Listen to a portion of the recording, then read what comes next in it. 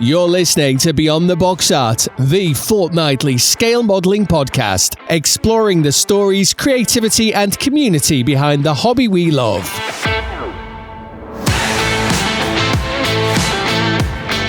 Please welcome your host, Paul Pendleton-Brown, with Mike Baldwin, Dan Brazil, Shane Cowie, Mark Housley and James Nevitt.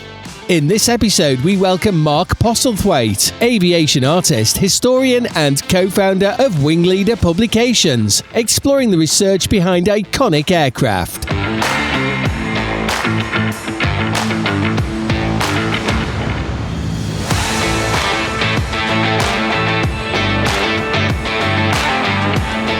Hiya Benchmates, welcome back to Beyond the Box Art, your fortnightly modelling radio show on the internet, where the stories behind the models matter just as much as the plastic on the sprues. Whether you're at the bench right now, driving to work or just planning the next addition to the stash, this episode once again brings together the people, the research and the community that makes this hobby so special. In episode 24 we've got another cracking lineup and something a little bit different.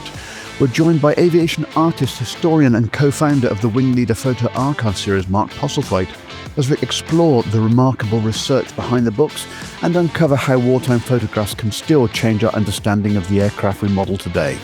Alongside that, you'll find the usual benchtop banter with the Stash Inflation Report and the news, stories and global modelling community. So wherever you're listening, clear a space on the bench, grab a brew and settle in. This is Beyond the Box Art and episode 24 starts now.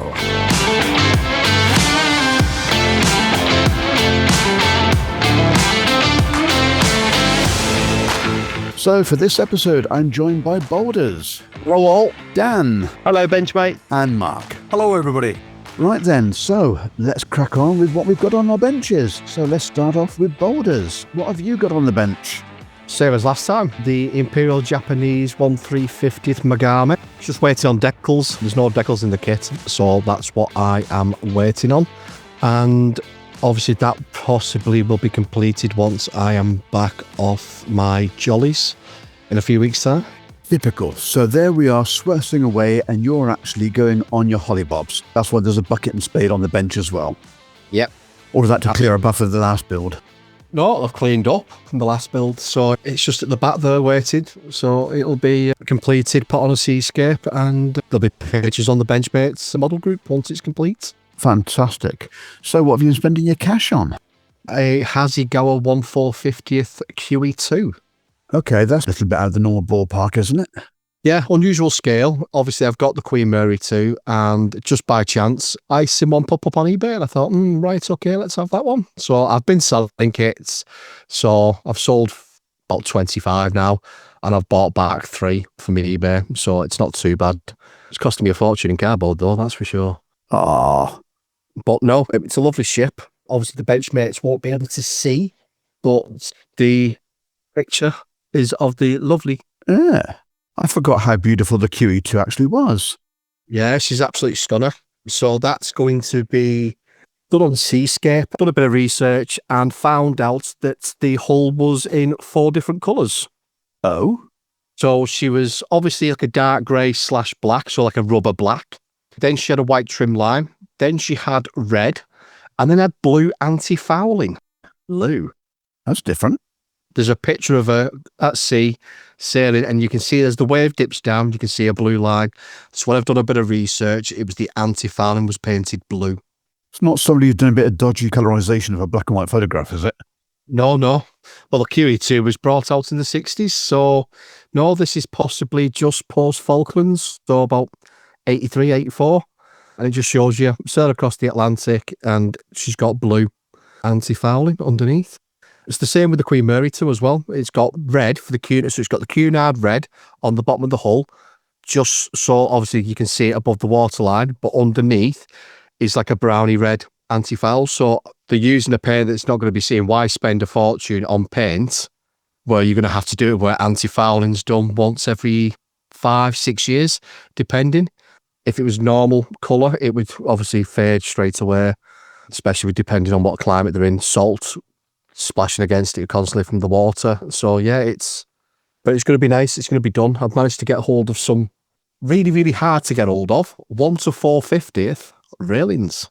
Okay. Because it's the only thing that lets the kit down is there's no railings in the kit. But she was designed to be an RC boat, which is a bit odd. An RC?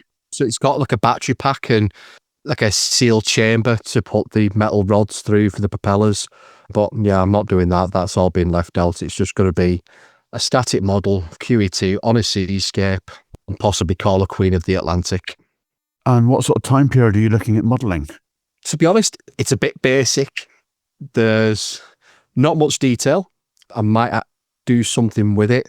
It gives you plastic strips to glue behind all the windows. Yeah, it's like, so what I might do is I might use clear resin and just flash them off so it gives me actual glass instead of having plastic strip at the back. Okay. But I'm looking forward to it.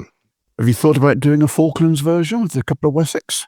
See, I have. The story behind it is I actually bought one that got a refund back on because there was parts missing, and the hull is, I didn't realise this, the hull is actually warped because it shrank. So I was going to do it the weekend was to heat it up to try and flatten it, but before I looked, you could see the windows were slightly skew with, so obviously somebody's had a go beforehand. So I'm going to have to re-scratch that bit and build it up with plastic card. So that one I'll possibly do as the Falklands. She's got a different colour funnel as well. So the shroud on the QE2 in the later years was red. At the Falklands, it was white. So it made it blend in. Okay. Was it just the Canberra that was the hospital ship, or was the QE2 a hospital ship as well? QE2 was a troop transport. So she had 3 flight decks made up. There was one on the fort. It was like a scaffolding type heli deck. And then there was 2 on the stern. So where the swimming pools were at the back, they were all covered over. And there's an actual picture of 2 Wessexes from the Royal Navy. Obviously, famous colours, glossy blue with day glow orange. And I think the other one was actually a jungly version. So it was all green. So it's a possibility. The only problem is getting a Wessex in 1/450th. Well, if any of the Benchmates listening have any ideas on that, Yeah, please drop us an email at info@beyondtheboxart.com. absolutely. And then I can do one at the Falklands then. Might get Wongi to do his Canberra. Get Nevs to do a 3D print one. The problem with that is Nevs has only got a PLA printer. He's not got a resin. And I don't think you'll be able to get the rotors in fine detail with the filament printer. Have you fired yours up yet? No, not yet.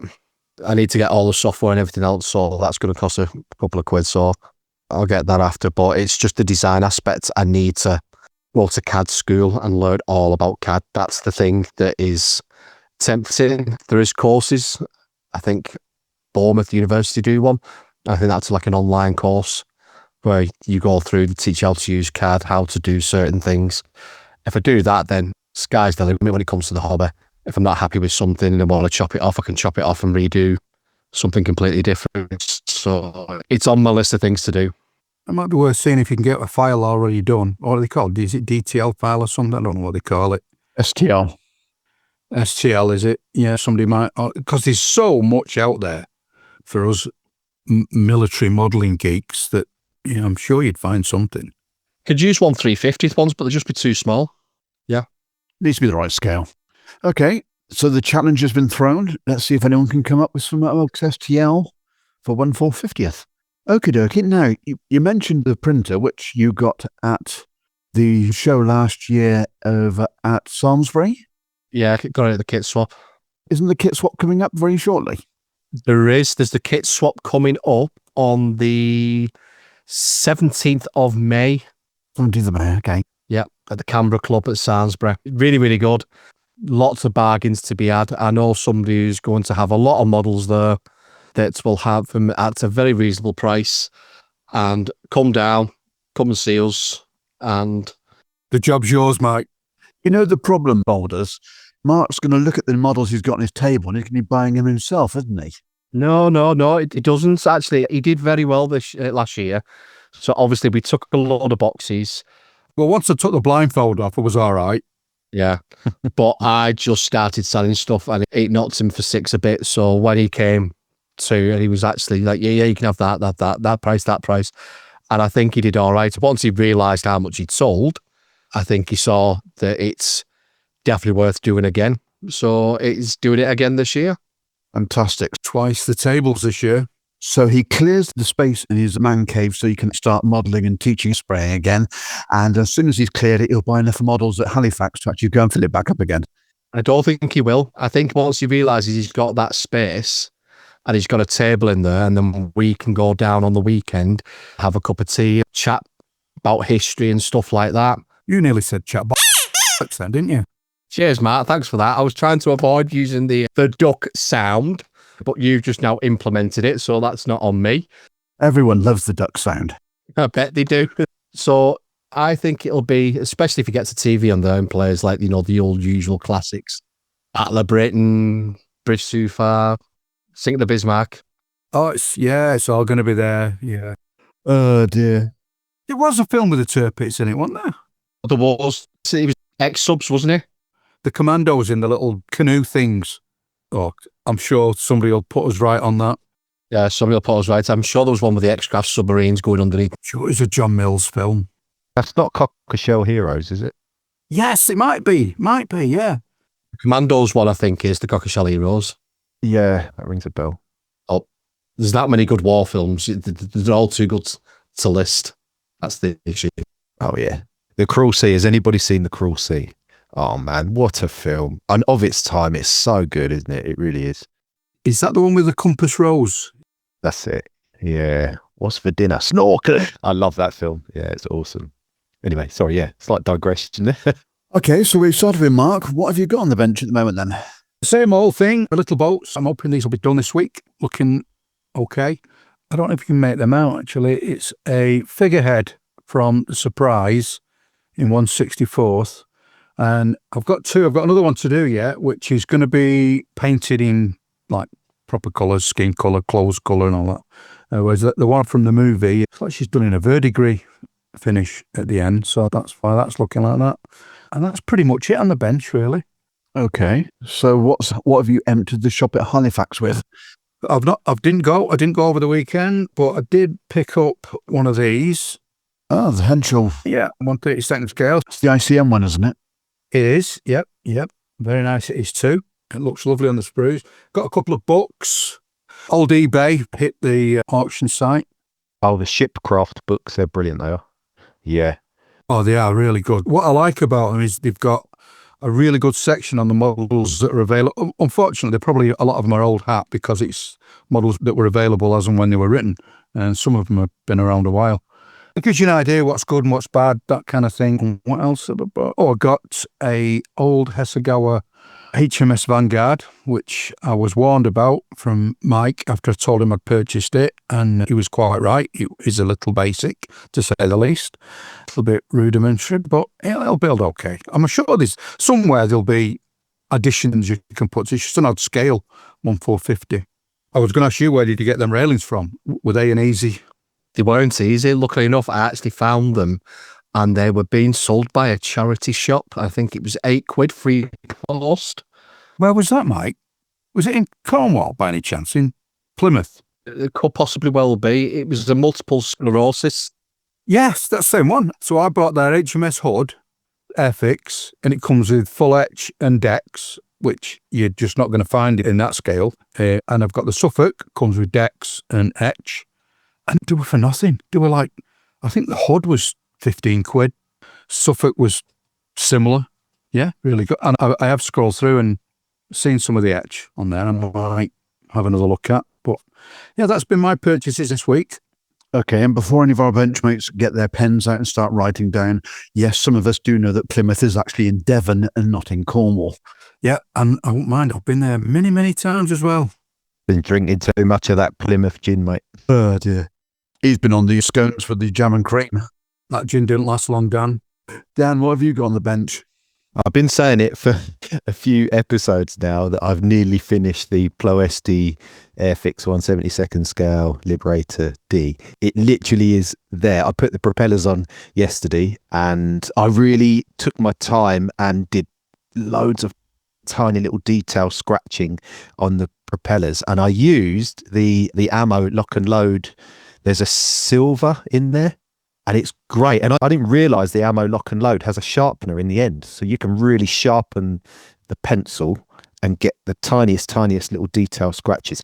Much better than using an actual lead pencil, I found, because you can tap it and get real scale scratches, especially in 1/72 scale. So yeah, it is done. The last thing I've got to do is just put the antenna wires on using some Easy Line or InfiniWire or whatever it is I bought at Telford. I bought a few different rolls of it, thicknesses for different scales. That's there. And I have also been making my own base for it, my own display base out of MDF and door architrave, believe it or not. I got the idea from work. There was the carpenter was there and he was using this ball nose architrave, and it actually allows you to make a really nice display base for cheap rather than keep buying these things. So yeah, that's going to be in probably my entry into our first club competition for the year. I've got a really nice replica Liberator data plate that would be in the aircraft.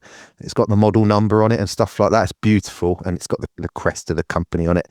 And I've got a 9th Air Force patch. It's not an original one because it'd be worth a fortune. It's a replica one that's going to go on the base as well, because I couldn't find a 9th Air Force like enamel badge. I usually like to use a nice enamel badge, but I couldn't find one. So I'm going to go with the patch and the data plate and then have the aircraft on an angle on the base. It's probably an A3 size base, which fits 72nd, and it doesn't overhang, because I've found that if the aircraft overhangs the base, it's quite easy for it to get knocked and stuff, especially when you're moving it around at shows.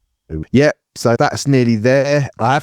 Once this is done, I'll have a proper clear down as I usually do, and then I'm going to get back on my 148 B17, which it's been sitting in primer in the top of my display cabinet, keeping the dust off of it for ages. So I'm desperate to get back onto that. Yeah, and also on my bench is a trophy, because we went to the Peterborough show and I put my little Tamiya 148 Stuart tank out, went for a mooch around, come back in the afternoon, and there was a piece of paper on it saying, "Congratulations, you've won a prize." And I didn't realise that there was actually a competition. It was an open format competition, which is nice. And I didn't actually know that I'd come first. So I won best 48 and under armour. So I was absolutely chuffed to bits with that, because that's one of my favourite kits that I built last year. Congratulations. Well done. Yeah, so continuing with the 148 collection of my favourite Tamiya Black Box series, I picked up the German motorcycle and sidecar, which is one of the cheapest ones they do, and the British Tank Destroyer M10 Achilles boxing of it, which is really nice as well. Ooh. Yeah. So this was second hand, and whoever I didn't realise until I got home and had a look through the box, someone had obviously bought the hauler grills for it, the little photo etch grills. Bonus. Yeah, so they were sitting in the bottom of the box. It's always a nice surprise, that, isn't it, when you get it home and have a look through it and you go, "Oh my God, look what's in there." Yeah, little bonus in there. So honestly, I know I bang on about these kits all the time, but I'm getting a healthy stack of them, and ended up having a chat with some geezer called Moz, who was walking round. From Airfix and Chill. Yeah, he was on the way back from, I believe, one of his diecast fanatic friends unfortunately passed away, and I was really surprised to see him there. I said, "What are you doing here?" And it's a long way up from Devon, where he's from, and we ended up having a chat, and we ended up talking about these 148s, because Moz is now started buying them, and yeah, maybe we've sparked something there. Oh dear. I love it. They're great scale. They really are, because I think sometimes in 135th, I mean, if you're going to get a Tiger or a King Tiger or something in 135th, they're massive. They're a big tank, and not everybody's got room for them. And the 150th scale, the gaming style ones, they're a little bit too small. Personally, for me, I think the 72nd ones they're just not for me. They're far too small. So I keep calling it the Goldilocks scale, and I really like these. I think the Tamiya do the best ones. Although, who is it that do the others? It's not Dragon. It's Hobby Boss do 48. Hobby Boss. That's it. Yeah, Hobby Boss, I would say, are slightly better value, because you usually get a couple of bits of etch in there. Don't they do an interior on some of them as well? Yeah, you do, Mark. Yeah. So Hobby Boss for your money are usually a bit better. Hobby Boss cover a lot of the Russian KV series as well. I was going to say I've got a couple of T-34s and I'm sure one of them's got an interior. Yeah, and they're really, really good. They're great. The Tamiya ones on the KVs are a little bit soft in the grill sections and places like that, but that wasn't the intention with these. Mr. Tamiya wanted kits that were a little bit smaller and a little bit quicker to build, and obviously he always had modelers of all ages in mind, so they cover that spectrum, but they just go together so nice because they're relatively modern engineering as well. They just fall together. They're an absolute pleasure to build. Yeah, that's me, mate. Okay, hasn't Rob Riv just done a 148th Matilda? I know we've done the Leopard. Do you know what? The modern ones just don't float my boat. I don't know why. They just don't really do anything for me. Yeah, same. I'm the same with aeroplanes. The modern jets don't really do it for me. Yeah. But isn't the Matilda a World War II tank? Sorry, yeah, the Matilda rig. I think he'd done the Gecko one. There's a 35th Matilda 1. Matilda 1, yeah, that's the Gecko one, isn't it? Which has got the machine gun, yeah, because I did a 3D printed one of them Oh, no. for 3D Gizmo some while back. And then it got released as a kit. That's typical, isn't it? Yeah. Guess who bought a very expensive 3D printed Saracen a long time ago? Oh, no. Yep. Thanks, Airfix. Always the way. Well, you can guarantee if you want a really rare aircraft or vehicle or whatever, what you need to do is spend an absolute fortune on photo etch and resin and everything else. And by the time you've got all the components, there will be an injection molded version ready to get straight off the sprue. Yeah. Yeah, it's always the way, isn't it? It's always the way. Without fail. All we need to do now is just ask Will at DBMK because he likes to do obscure aircraft. Will our marker Qatari? Well, there we go. Speaking of which, in case you didn't get it at the start of the last episode of DBMK, the 16th of April is the release date for the Sea Fury. Yeah, that's going to be cool. And Will and Hiya from DBMK are making a special episode with us, which will drop on the 16th of April at 11 a.m. to talk about the launch of the Sea Fury kit finally and something that's coming up soon. We're dispatching a member down there, are we, of the podcast? Shane's going. Ah, Shane's going. And with that, I'm going to do something I don't do very often. I'm going to talk about what's on my bench. Because nobody normally asks me, and then yet again I've had to do it myself, but hey-ho. I always think to, but then you jump to the next thing. You could probably do that without us being there, really, couldn't you? Because you tend to just let us ramble on, and you can just ramble on. Yes, I know, but I can ramble on, but then you can't actually answer back because you won't be there. Bit of a clue. Anyway, carry on. What have you got on your bench? I know what you've got on your bench. I bet it's something to do with the... Oh, God, it's amateur hour. Yes, it's the Muteru Cup entry. It is nearly complete, which has to be done by March anyway, so just as good, really. That's come around quick, isn't it? Blimey. You are not kidding. And I am with Mr. Goldfinch on this totally. It is an absolute mojo sapper, this kit. Oh, man. It's a lovely model. It just does absolutely nothing for me as a subject. Yeah, that's understandable. But with the aid of Scott from SMS, who's given me a few pointers and tips, is going into the paint barn using some of their colour shift paints from the SMS range. And I hasten to add, I've bought these. I've not had any freebies. Anyone wants to send us freebies for review, etc., you're more than welcome. But yes, this has come out of my own pocket as per usual, and it is a beautiful paint finish. The colour shift is just so effective. Okay, so talk us through the layers for that. So you're primed. The kit is obviously in its kit plastic. Yeah, of which it's a really weird plastic that Airshima have actually used. I don't know if it's standard for it. It seems to be more than one type of plastic that's in the box. Was it like an ABS? It's like an ABS in places, but the adhesive's been a little bit temperamental, so I've had to resort to using super glue on quite a bit of it, or resin, because everything else, yeah, extra thin just wasn't cutting it. But anyway, so primer goes down, give it a light rub down, and then gloss black goes down as the base. Okay. And then thin layers of the SMS colour shift over the top of that, and you basically build it up. And the one thing I need to finish at the weekend is a layer of varnish or top coat or whatever you want to call it these days. Clear coat, yes. When did it stop being varnish and become clear coat? It's an automotive term, clear coat, isn't it?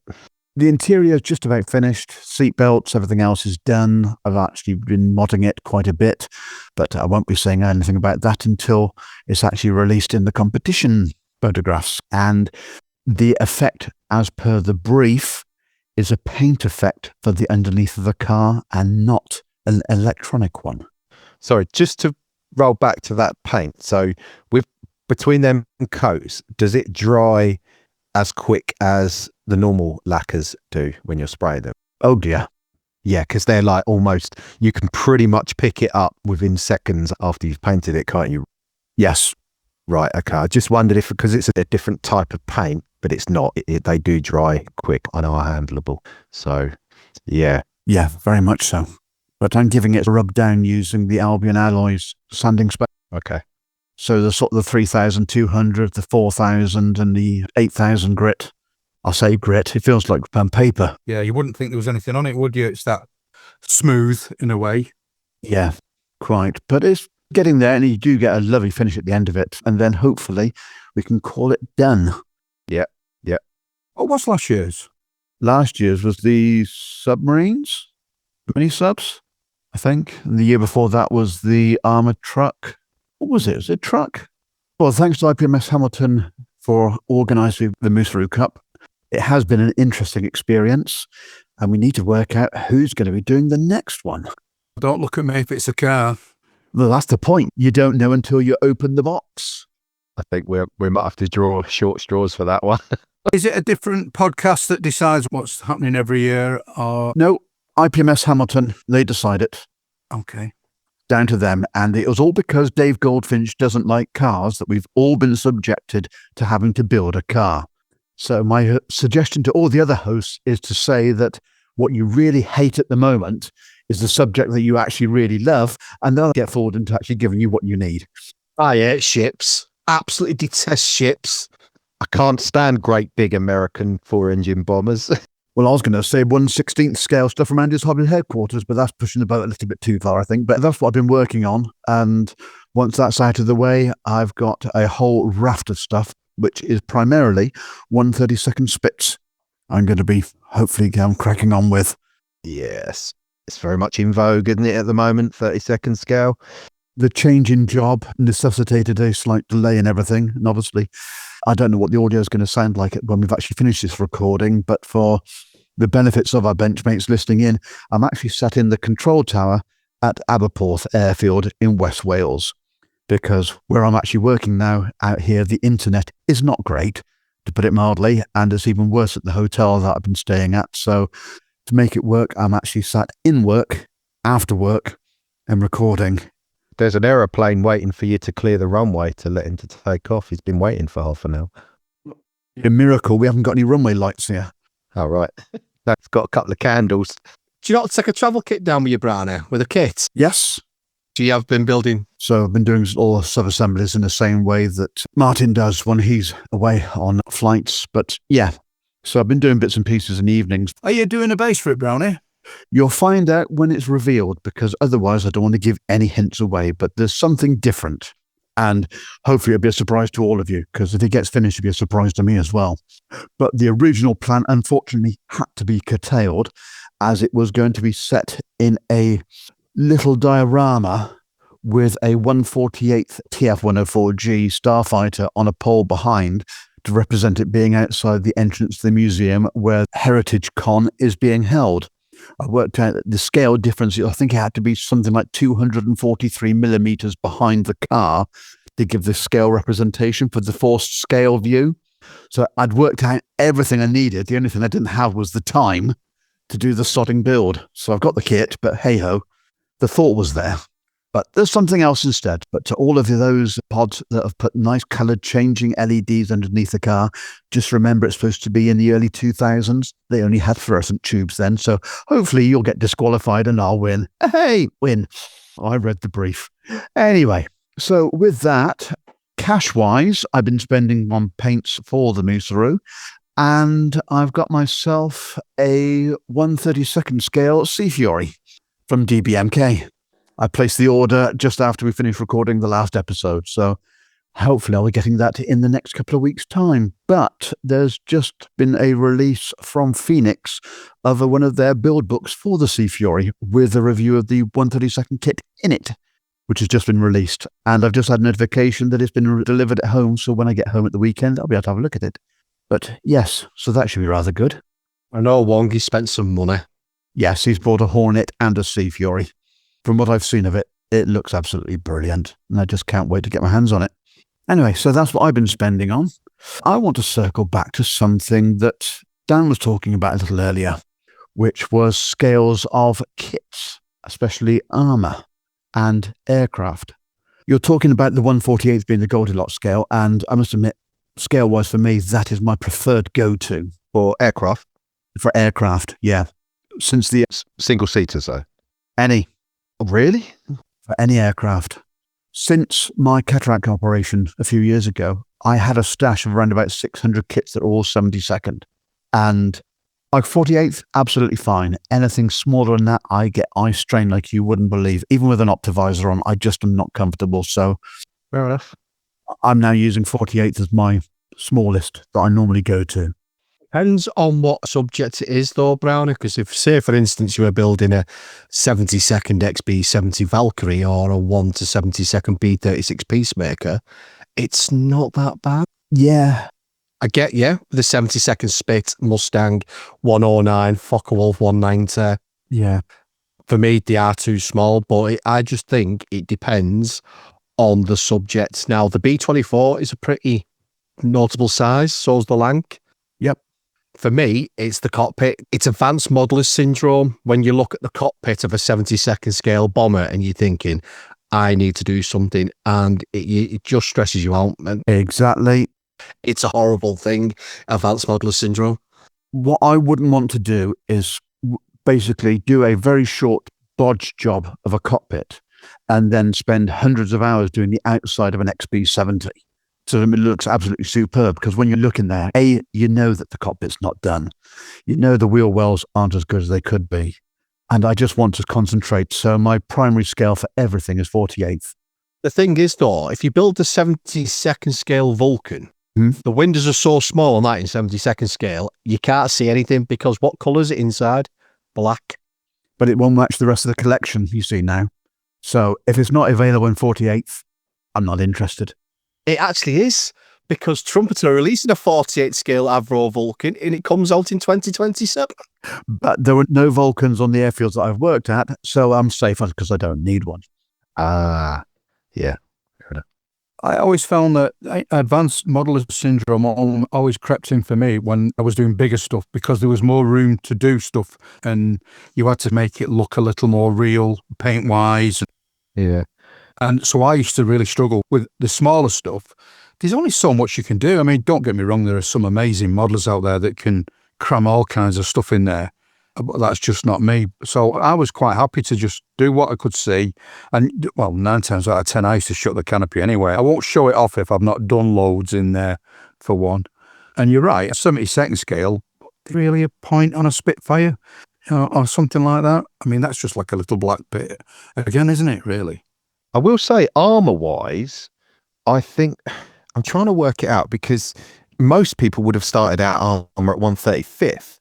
If you build 135th armour and you build 172nd scale aircraft, then you would probably jump, if you've got some issues eyesight-wise, then your jump would probably be, well, I'll stick with 135th armour if I've got place to display my builds, if I display them. If not, they just go in boxes and whatever and come out for shows.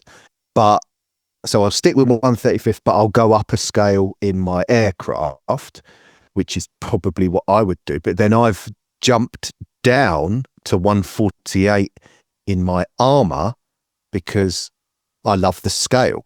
But I do like 72nd scale bombers. I don't like 72nd scale single seaters.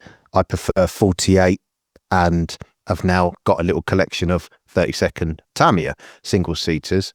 So you've got to jump it around, haven't you? I'm looking at my Yamato box here as well, thinking I like the idea of that being in the scale that it is. Would I? Yeah, I would jump down and build a 1/700 scale. I'm just going through scales here in my head. Would I go bigger than a 1/350th? No, absolutely not, because it's nearly a meter long in 3/50th. It's over a meter long. It's close to 2 meters from the length of it. Yeah, it's just ridiculous. So, like you say, if it's armor, if it's aircraft, the only other one is cars. So you're probably 1/24th, 1/25th. There's 1/12th, 1/16th. You've got your 1/16th, you've got your 1/12th, and then there are some 1/32nd bits, some of the air-fixed little Aston Martins a bit. Well, they're a weird one. 160 something as well. 1/64th, 1/43rd, 1/20th, which was Tamiya with their F1 cars. And then you had 1/16th, which was like Revell's Volkswagen Bug. And then out of nowhere, they did 1/8th, which was like the Jaguar E-Type, or for people in America, it's the XKE. Yeah. They did the Gullwing, they did the Porsche 356, the Pontiac Trans Am, in 1/8 scale. So it's like Action Man size. Yeah. Yeah. What sticks in my mind is the bigger you go, the more focused in on detail you've got to do, especially if you're weathering. Yeah, that's where your advanced modeler syndrome comes in. Yeah, you have. And it was after talking to Stuart from Black Cat Scale Models that it really got me thinking, if you're doing like this M10 Achilles that I bought, and I know you've got one, haven't you, Mike? I've got a 16 scale one. Yeah, that's an open turret on that. You've got to really zoom in on your detailing in there, because if you don't, it will look like a painted up Action Man toy. I'm not doubting what you can do, but after seeing what other people have done, I saw John Spud Murphy's stuff at Telford, and I was like, wow, you've really got to kick it up. Yeah, yeah. I think it's harder, isn't it? The bigger the go, the more real you've got to get it looking as well. You've got layers and layers of... The only downside to the 16th scale one is, now I've built the 35th scale Academy one, and obviously, like you say, it's an open turret. When you look in, you can see right into the driver's cab. On a 16th scale, it's open. There's nothing there. Right. There's no detail there. It's literally all the detail is in the turret. That is it. The footplate of the turret. Don't get me wrong, it's beautifully detailed, but I just think they've missed a little bit of an opportunity by putting a driver's compartment in. Or maybe they'll do like an additional kit, didn't Tacom do that with some of their kits, where you could buy as an extra an interior or add-ons to the interior? That was Meng. So Meng with their King Tiger did something. Then if you wanted to go OTT, you could buy the innards and produce a full interior King Tiger tank. Yeah, I think the kit's I think it's a white box, and it's a full hull cutaway, so you can see inside. I'm sure that's the one. Yeah, they did it with the Bradley as well, if I remember correctly, the 35th scale M2 Bradley, where you could buy the Bradley on its own and have it all buttoned up, or you could buy the full interior to go into it to do it, which I thought was a bit bizarre. Why would you have like two kits? But I've got it, because if people just want to build something quick and have it all glued and hatches down and everything else, then that's perfectly fine. If somebody wants to do a diorama, then obviously they're going to have to purchase, because You've got your option.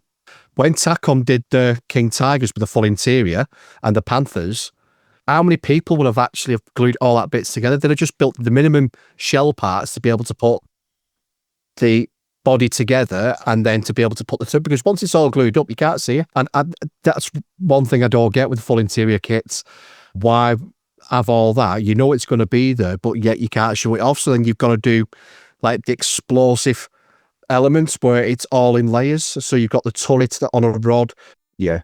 Then you've got the top plate, and then you've got the internal chassis. And You could argue that with a lot of stuff in the model world, Mike, because there's loads of stuff oh no, you can. once you've buttoned it up, you're never going to see it again. It is Tacom that have done these Blitz kits as well, isn't it? Yeah. They're good. If you, like you say, if you don't want to do interior, they're a lot cheaper, and start that on a Friday. You can be final painting on Monday, on Sunday afternoon, if you really push yourself. It is a weekend build, really. So yeah, there's obviously a market for that as well. Do they have like one of these horrible tracks that are all multi-linked, the plastic things that you've got to put together? Or are they rubber on them? They're not as bad as people make out. You can sit and clip a load of tracks up. If it's the click, I've built, what are the metal ones? I've built the metal ones a couple of times. Frill. They are nice, but they are time consuming, aren't they? Yeah, they are nice. You get a set of frill tracks on a Russian T34. Oh man, they look so good. Yeah, or a Tiger One where you get that nice slope. Yeah, the real track sag, they look fantastic. I want a Churchill as well. Yeah, but most of that's covered up. No. Do you know, I don't think I've ever seen one modelled without all the cover on. There are big open tread on them as well. In that case, it wouldn't just be the desert, would it? It's any little stone, and if that was the case. A tank built and designed for World War One. Scale-wise, it's what suits you, isn't it, at the end of the day? You remember the 172nd scale tanks that come with an interior? 172nd with an interior. Yeah. Then again, have you seen Alex Clark? I was just going to say, he scratch builds most of it as well. It is insane. The guy is a class act. He really is. He knows his way around scratch building. He's got that one mastered. So I think there's a good point to actually call an end to that part of the conversation. We'll have a short break, listen to some of our wonderful sponsors, and come back in a few seconds.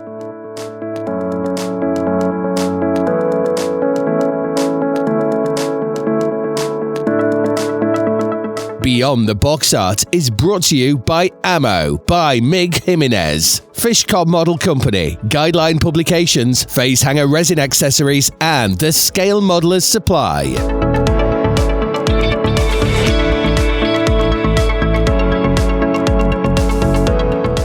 Here comes the Stash Inflation Report, separating genuine must-haves from, well, it was on pre-order anyway. Right then, Benchmates. Hide your credit cards, change your PayPal password, and if you told yourself no more kits this month, yeah, go and grab yourself a brew. You're going to need it. Because this is the Stash Inflation Report, and with Boulders off on his hollybobs, you've got me stepping in for the aviation section. And I'm afraid there's absolutely no financial relief coming your way. We're kicking off in 1144th, and straight away something with real character. From A&A Models, we've got the short SC7 Skyvan, and this is one of those aircraft where looks were clearly optional. This thing is basically a flying box. Flat sides, square rear loading ramp, and it's been called the Flying Shed. And honestly, that's generous. From the modelling point of view, that's exactly why we love it. The kit itself is nice and tidy. 78 parts, 2 liveries, masks are included, and colour instructions. So a very buildable package. But let's be honest, you're buying this because it's a Skyvan. And the uglier it is, the better it looks on the shelf. Staying on 144th, we're moving into something a bit more refined. Nikon Models are releasing a new tool range of the de Havilland Heron and Sea Heron. Now this is where it gets interesting from a kit perspective. This is their first fully 3D designed tooling range. So you're getting modern CAD-driven design, multiple boxings, and civilian and military options. And this opens the door nicely into a bit of stash creep, because this is very much a 1 leads to 3 situation. Different operators, different schemes, and this one is one of those releases that quietly turns into a collection before you realise what's happened. And then something completely different. From Armory Models, we're getting the Bell X1 Glamorous Glennis. Now, what makes this stand out isn't just the subject, it's what they've done with it in the scale. Because in 1144th, you expect something quite simple, but not here. You're getting a 3D printed cockpit, option to open the hatch, and fine detail that accurately rewards a close inspection. So instead of just a tiny orange aircraft, you're building something with real presence, even in this scale. And it's one of those kits that works equally well as a standalone piece or paired with a mothership for a proper display. And underneath the B-29 would look really good. So now, moving up to 172nd scale, we've got something a bit different from Special Hobby, the TP40N. Now this is interesting not just as a subject, but as a modelling proposition. Because this isn't just a standard frontline fighter build, this is the trainer variant. And what that gives you is something a bit more unusual on the shelf.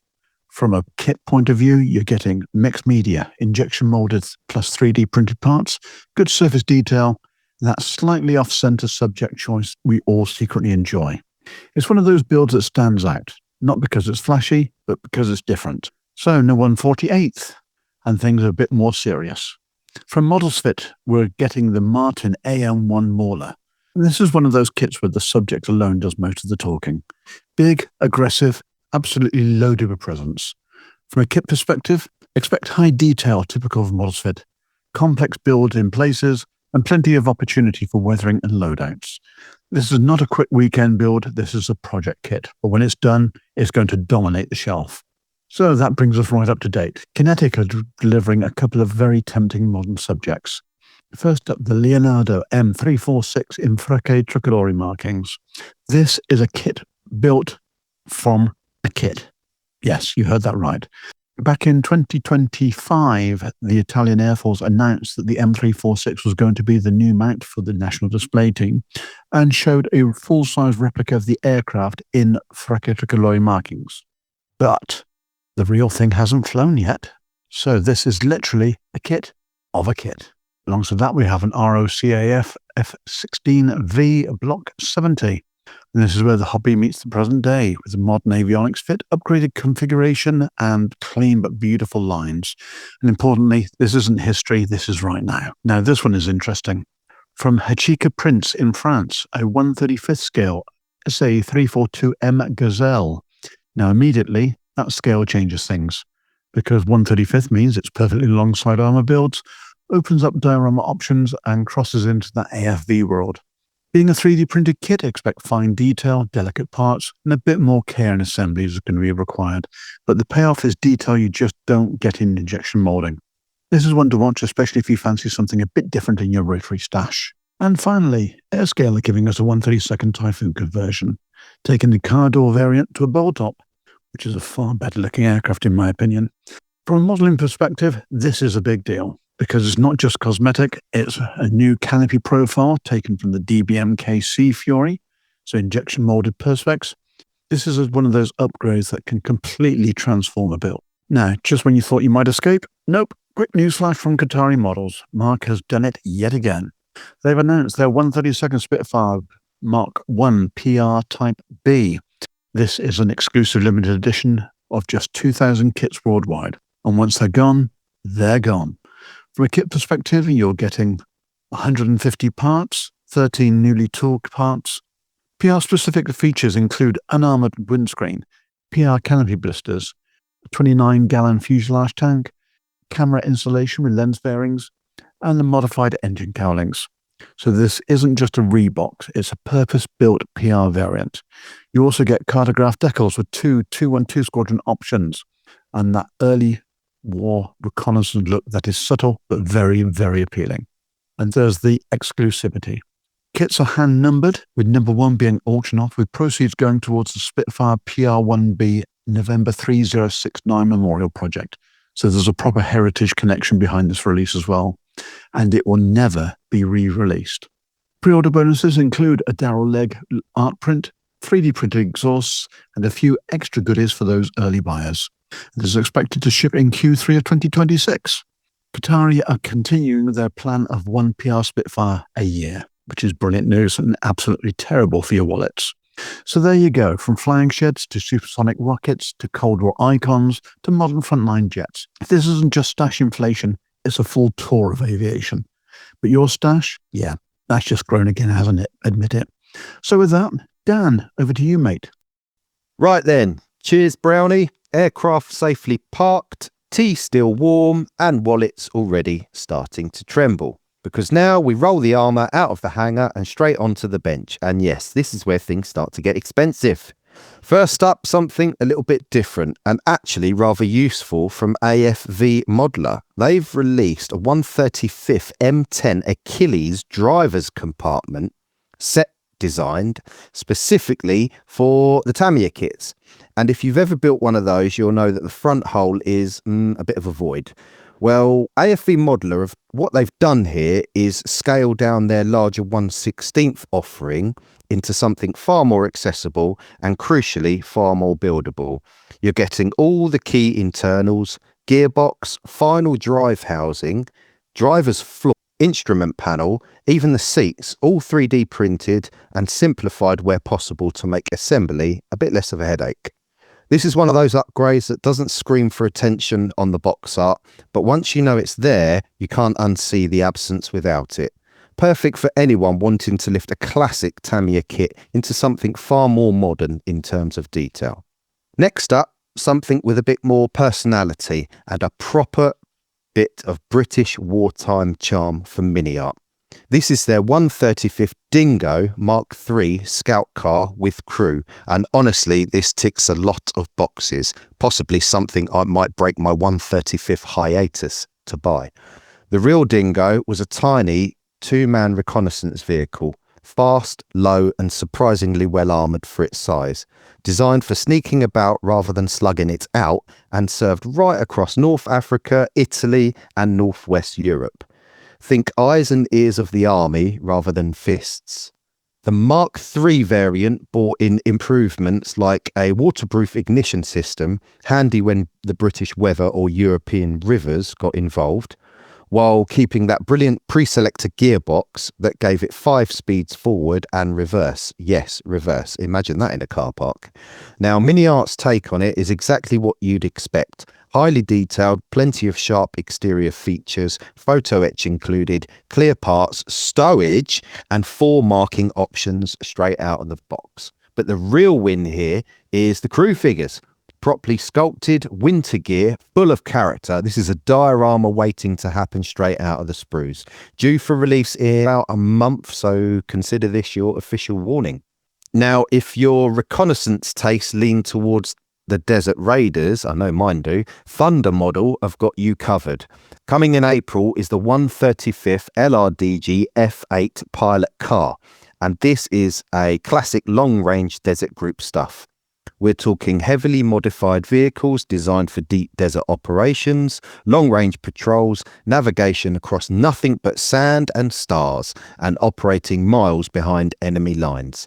The kit itself looks nicely packed. 5 sprues, around 300 parts, plus clear parts, photo etch, and even some 3D printed components. You've also got 5 decal options, which usually means plenty of scope for weathering and individuality. And let's be honest, LRDG builds are basically a license to go wild with dust, stowage, and storytelling. And if you like your armour with a bit of SAS style attitude, this one is definitely calling your name. And finally, something a little bit special and very much one for the collectors from Black Snake Model, fast becoming one of my favourite companies. This is a limited edition 135th US Airborne Paratrooper with Cushman Model 53 scooter. And when we say limited, we mean it. Only 200 numbered sets worldwide. Now, the Cushman scooter is one of those wonderfully quirky bits of World War II kit, designed to be dropped by parachute so airborne troops could get moving quickly once on the ground. Lightweight, practical, and just a little bit mad. The set includes a highly detailed resin figure and the scooter itself, all cast in high definition resin. Each box is individually numbered, so once they're gone, they really are gone. No reruns on this, no second batch. So if you're into airborne subjects or unique diorama centerpieces, this is very much a don't think about it for too long release. So there we are, from hidden interiors to British scout cars, Desert Raiders and airborne scooters. That's your latest armour instalment of the Stash Inflation Report. And if your wallet's still intact after that, well, that's enough mud, tracks and questionable German engineering from me. Time to leave the battlefield behind and head somewhere far more dangerous for your wallet. Shane, what have you got lurking in the sci-fi stash this time? Cheers, Dan. Right then, Benchmates. Welcome to the part of the show where reality takes a back seat, physics gets politely ignored, and your bank account starts quietly panicking in the corner. This is your sci-fi, Gundam, Mecha, Stash Inflation Report. And I'll warn you now, if you've got even a passing interest in Gundam, Mecha, anything that transforms, lights up, or has more moving parts than a Swiss watch, you might want to sit down for this one. First up, we've got an upscaled 196 real grade Shazavi. Now, if you're familiar with the original real grade from 2018, you'll know this kit's got a reputation. Loads of articulation, proper inner frame, detail levels that push the boundaries of what could be done in that scale. Prototype images dropped in February, and we're seeing some serious armor separation, layered panels, mechanical depth, and that lovely open it up and show everything inside engineering that RG kits are famous for. The part count? Well, if you enjoy clipping, sanding, and wondering where that runner G17 went at 2 in the morning, this one's going to keep you very happy indeed. There's no firm release date yet, but expect this to be one of those builds that becomes a project, not just kit. Next up, something a little more accessible, but no less clever. The Reborn's Gundam 100 scale from Lee Fenji Studios. This one's coming in at around 23 centimeters tall, and it's got presents straight out the box. But the real party piece here is what's going on the inside. We're talking magnetic LED units, full transformation between Gundam and Cannon modes, an articulation that suggests this isn't just for posing, it's for playing with. And at around £25, expected from A, is dangerously good value for what you're getting. This feels like one of those kits that sneaks up on people. Suddenly, everyone's building one. Now, if you like your kits with a bit of an edge, this one's for you. The Dragon Tiger model 100 scale RX 93 FF New Gundam. This is a third-party release, and you can tell straight away. Slightly more aggressive detailing, crisper panel lines. This one's due to land between September and October, and at about £55, this sits nicely in that bracket where you're getting something a bit special, but it's not completely terrifying to your wallet. Right, now for something a bit different. From Good Smile Company, we've got the Meteoroid Bismarck. And this one's got that lovely retro anime charm, but with a modern engineering underneath. It's a 17cm non-scale, but completely articulated kit. And yes, it transforms. Straight from ship mode, complete with landing gear, into full-on robot form. Now, knowing Meteoroid kits, that transformation would just be complicated enough to be satisfying, but not so complicated that you need a degree in engineering to get it back together again. This one's expected around August, and priced at around £65, depending on your retailer. Now, something a bit smaller, but still very, very tempting. The Bandai MS Mechanical Master DX Unicorn Gundam 02 Banshee. This is more of a display piece.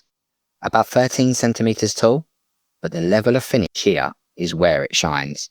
You've got gold-coated armor, that iconic clear orange psycho frame, and crucially, LED compatibility to really bring it to life. It comes in 3 main components: Unicorn mode armor, Destroy mode armor, and the internal frame with lighting unit.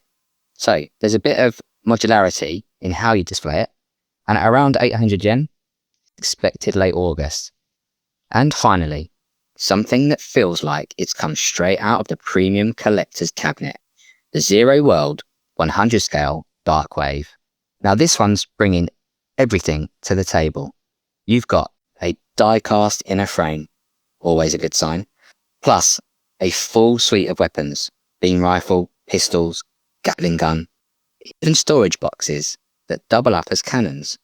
Throw in maintenance crew figures, multiple hands, and a display base, and suddenly, this isn't just a kit, it's a full scene. Now this one's expected in April, and it's approximately £40, and it looks incredible value for the sheer amount of plastic and metal in the box. So there you go, Benchmates. From towering Shazabis to LED lit busts and transforming retro robots. Sci-fi is not just alive, it's absolutely thriving right now. And if your stash wasn't already under pressure, well, I can only apologise. Right, I must have cleared some shelf space and pretend I don't already have enough unbuilt kits. Nev, I believe you're still loitering around the dock gates. What's coming in on the tide?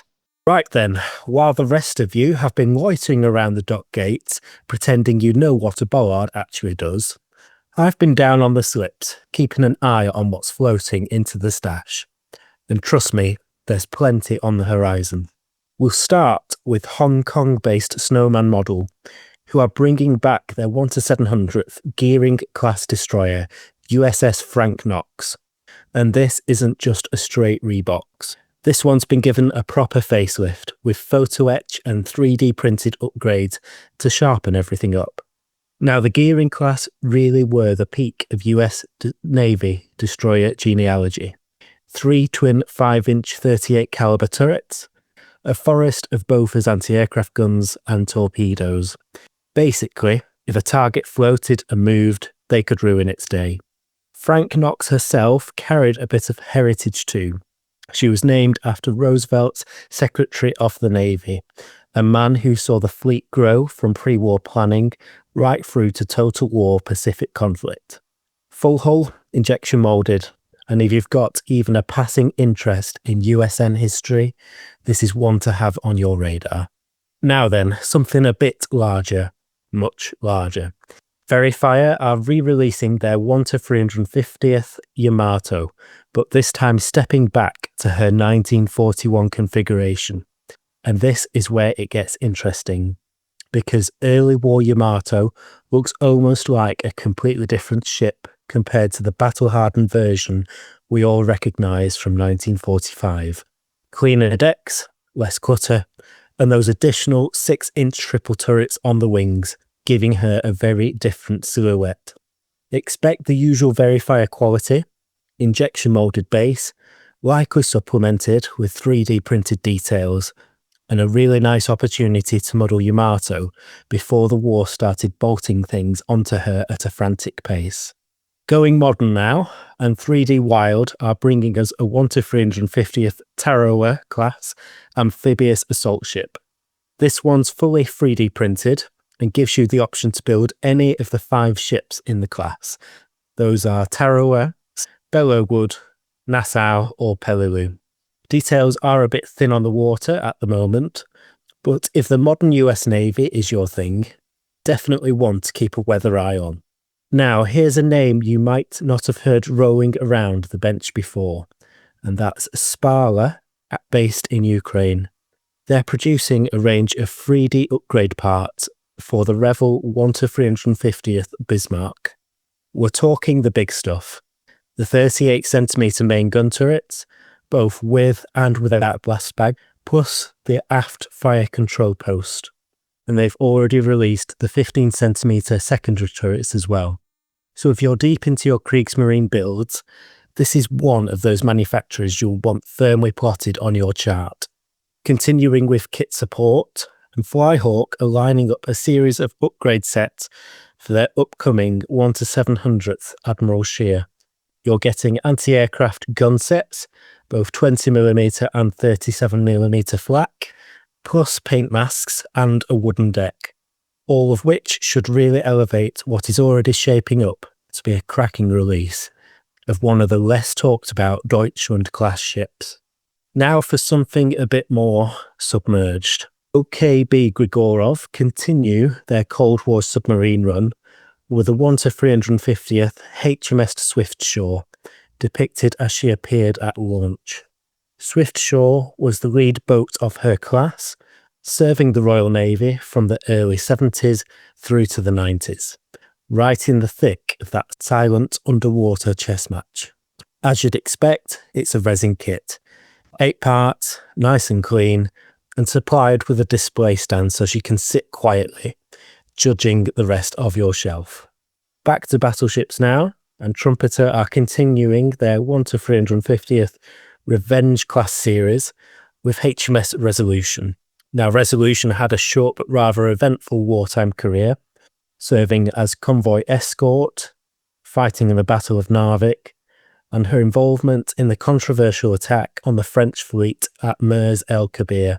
So plenty of historical angles to work with there, and this boxing should include the parts needed to represent her accurately within the class. Triumph model are at it again with their early war Royal Navy aircraft carriers, with the 1-700th scale HMS Courageous, an interwar conversion of one of Jackie Fisher's Baltic Project battlecruisers. Courageous was a half-sister to the Furious and Glorious, and in my view, the most tragic of the trio, having been sunk by a U-boat in September 1939 before she could unleash her full. I would argue these were powerful early war fleet aircraft carriers with a top speed of 30 knots, modern island superstructures, and an aircraft complement in the case of Glorious and Courageous of 48 aircraft. Triumph model have already released the Glorious and Furious, so we can expect a fairly decent kit with a hanger deck screaming for high detail potential. Hot on the heels of recent releases like Vanguard, this is definitely one to watch. And finally, something for the detail lovers and diorama builders. Starling models have a couple of releases inbound. First up, in 1 to 350, the Royal Navy Monitor HMS M33. This will be a full hull 3D printed resin kit, available in 2 versions, her original appearance and a rather eye-catching dazzle camouflage scheme, and then dropping down to 1 to 700th, a harbour tug set covering the 1930s through to the 1960s. 3 waterline tugs, photo etch included, and at around £17, a tiny but very effective way to bring a harbour scene to life. It's microscopic but mighty. So there you go, from Cold War submarines to the largest battleship ever put to sea, and definitely everything in between. The docks are getting busy, and your wallet should be nervous. Right then, Benchmates, that's your lot. The docks are full, the warehouse is overflowing, and your wallet's just issued a distress signal. New kits are coming in thick and fast, and not a single one is asking for permission. I'll get these tied up before anything else sneaks in under cover of darkness. But in the meantime, here's a few words from our sponsors.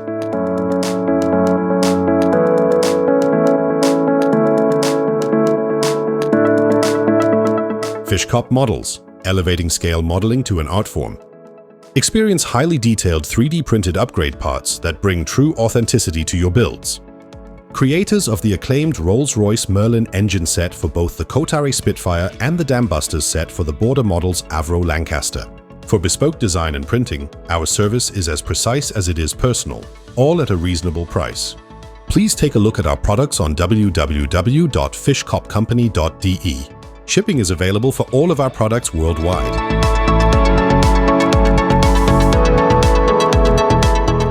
Head to beyondtheboxart.com for host bios, guest features, and direct links to all our social channels. Your central hub for staying connected.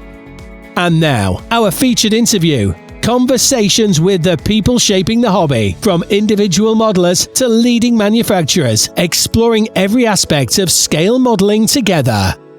Right then, Benchmates, it's time for one of those conversations where history, research, and the art of aviation all come together. Now, if you've spent any time researching wartime aircraft recently, chances are you've come across the superb WingLeader photo archive books. They're quickly becoming essential reference material not just for historians, but for modelers too.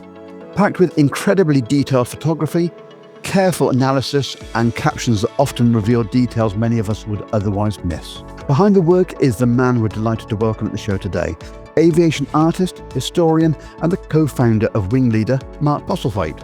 Mark's artwork has appeared in books, museums, and private collections around the world. And through WingLeader, he's helped create one of the most respected modern aviation reference series, bringing together unseen wartime photographs and meticulous research together in a way that's hugely valuable for anyone trying to understand how these aircraft actually looked and operated. So today we're going to explore the origins of WingLeader, the detective work behind analysing historic photographs, the data and details modelers often miss when studying period imagery, and perhaps uncover a few stories from the archives along the way. Mark, welcome to the show. Thank you. Nice to be here. Virtually, anyway. And you're over in sunny Poland. Yeah, it was very sunny today. Yeah, we don't get much rain in Poland. It tends to drop mainly on Manchester and then Belgium and then Germany. And by the time it gets here, there's nothing left. So it's pretty good. Yeah. Compared to where I am in the Tower Aberporth at the moment, it's blowing literally a gale outside. The rain's going past the window horizontally. Okay, so the WingLeader photo archive books have quickly become go-to references for modelers and historians alike. What gap did you feel existed in aviation publishing that WingLeader was created to fill? Simon Parry and I got together maybe 35 years ago as Red Kite originally. And Simon was already publishing. And to be polite, he needed a designer. He had the history, but he was putting them together himself, and the layout was a bit ropey, shall we say. And he was going to do this photo series called Squadrons. They're like Hampden Squadrons and Lancaster Squadrons in focus. And we got together about various different things. So I did some artwork for his book covers.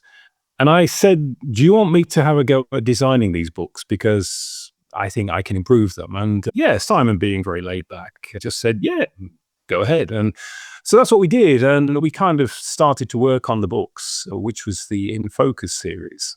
And we did a load of those, and then we developed into other books and so on. And 30 years on, we morphed into WingLeader for various reasons. And we came up with something called WingLeader magazine, which you might or might not have seen. We were thinking of going into like a monthly magazine kind of thing with WingLeader. And part of that magazine was an In Focus section, which was about, 10 pages of photographs of one particular type from our collections. And it worked really well. And so we thought, okay, that was really good. The magazine, we knocked it on the head because that COVID kicked in. And so we just couldn't get the advertisers. But we thought this photo archive kind of approach where you just publish some really high-res photos of an aircraft, it seemed to be a good idea. So we developed it into a book. We did Blenheim, we did a couple of others, I think, as well. Oh, yeah, Any Woman Knows. And it was nearly there. They were nearly there, but we'd had them perfect bound. Now that means they've got a spine, basically. And so they're very difficult to open flat. And so they weren't as comfortable as what we now have. And so we looked at it and thought perfect binding is more expensive than stapling, saddle stitch stapling. But we discussed it. We thought, you really want this book to open flat on a work desk. So we rethought the approach and we thought, let's make these saddle stitch, so stapled. And I think that was the key because suddenly they were very useful books. You could open them flat. There were big pictures in, and the idea was to keep captions really simple but informative. And suddenly there we had it. We had the formula. So we went through probably 3 or 4 stages to get to where we are now. But the WingLeader Photo Archive style, as it is now, was born of 3 or 4 different styles of books over many years. So we didn't just think of it one day. It's an evolution of approaches that has hopefully evolved into the alpha book. Yeah. And the other thing I would say is it's not just the printing and the layout, it's the captions as well. When we started these, we had authors who would write their usual captions like, yep, this is an Dornier 17 in the snow, and this is a Dornier 17 air to air. And you think, well, yeah, I can see that. You don't need to say any of that. So we've tried to cut the captions down to an absolute bare minimum and just describe what you need to see and what you need to know.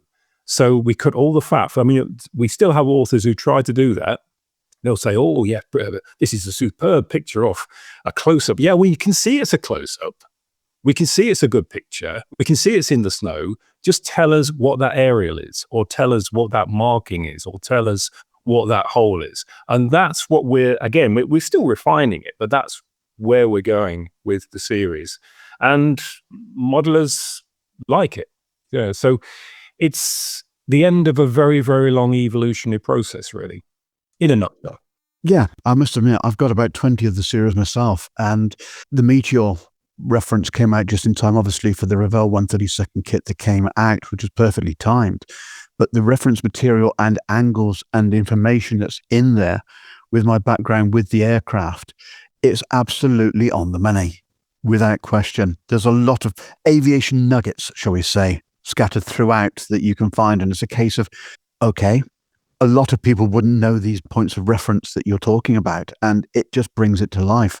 And in the same way that Wingnut Wings and now Qatari are actually doing a similar thing in a much smaller scale on their instructions, the information that's actually being put by your publications out to the modeler is giving them a much better understanding of the subject they're looking at. Yes, this series is basically my thing. I mean, Simon's been doing the Battle of Britain Combat Archive for many years, but this was my project. And We publish books that we would like to read. That's our benchmark. Would we be interested in reading it? And from an artist point of view, if I'm painting a Defiant, I want to know all about the Defiant. So I need lots and lots of big photographs of the Defiant. I need to know what all the bits and pieces are. Most important thing is I need to know if that bit or that piece is relevant to the aircraft I'm painting. So I'm painting a 1941 Defiant. I want to know if it had that cockpit or if it had that aerial or so on and so on. And then I need to know why.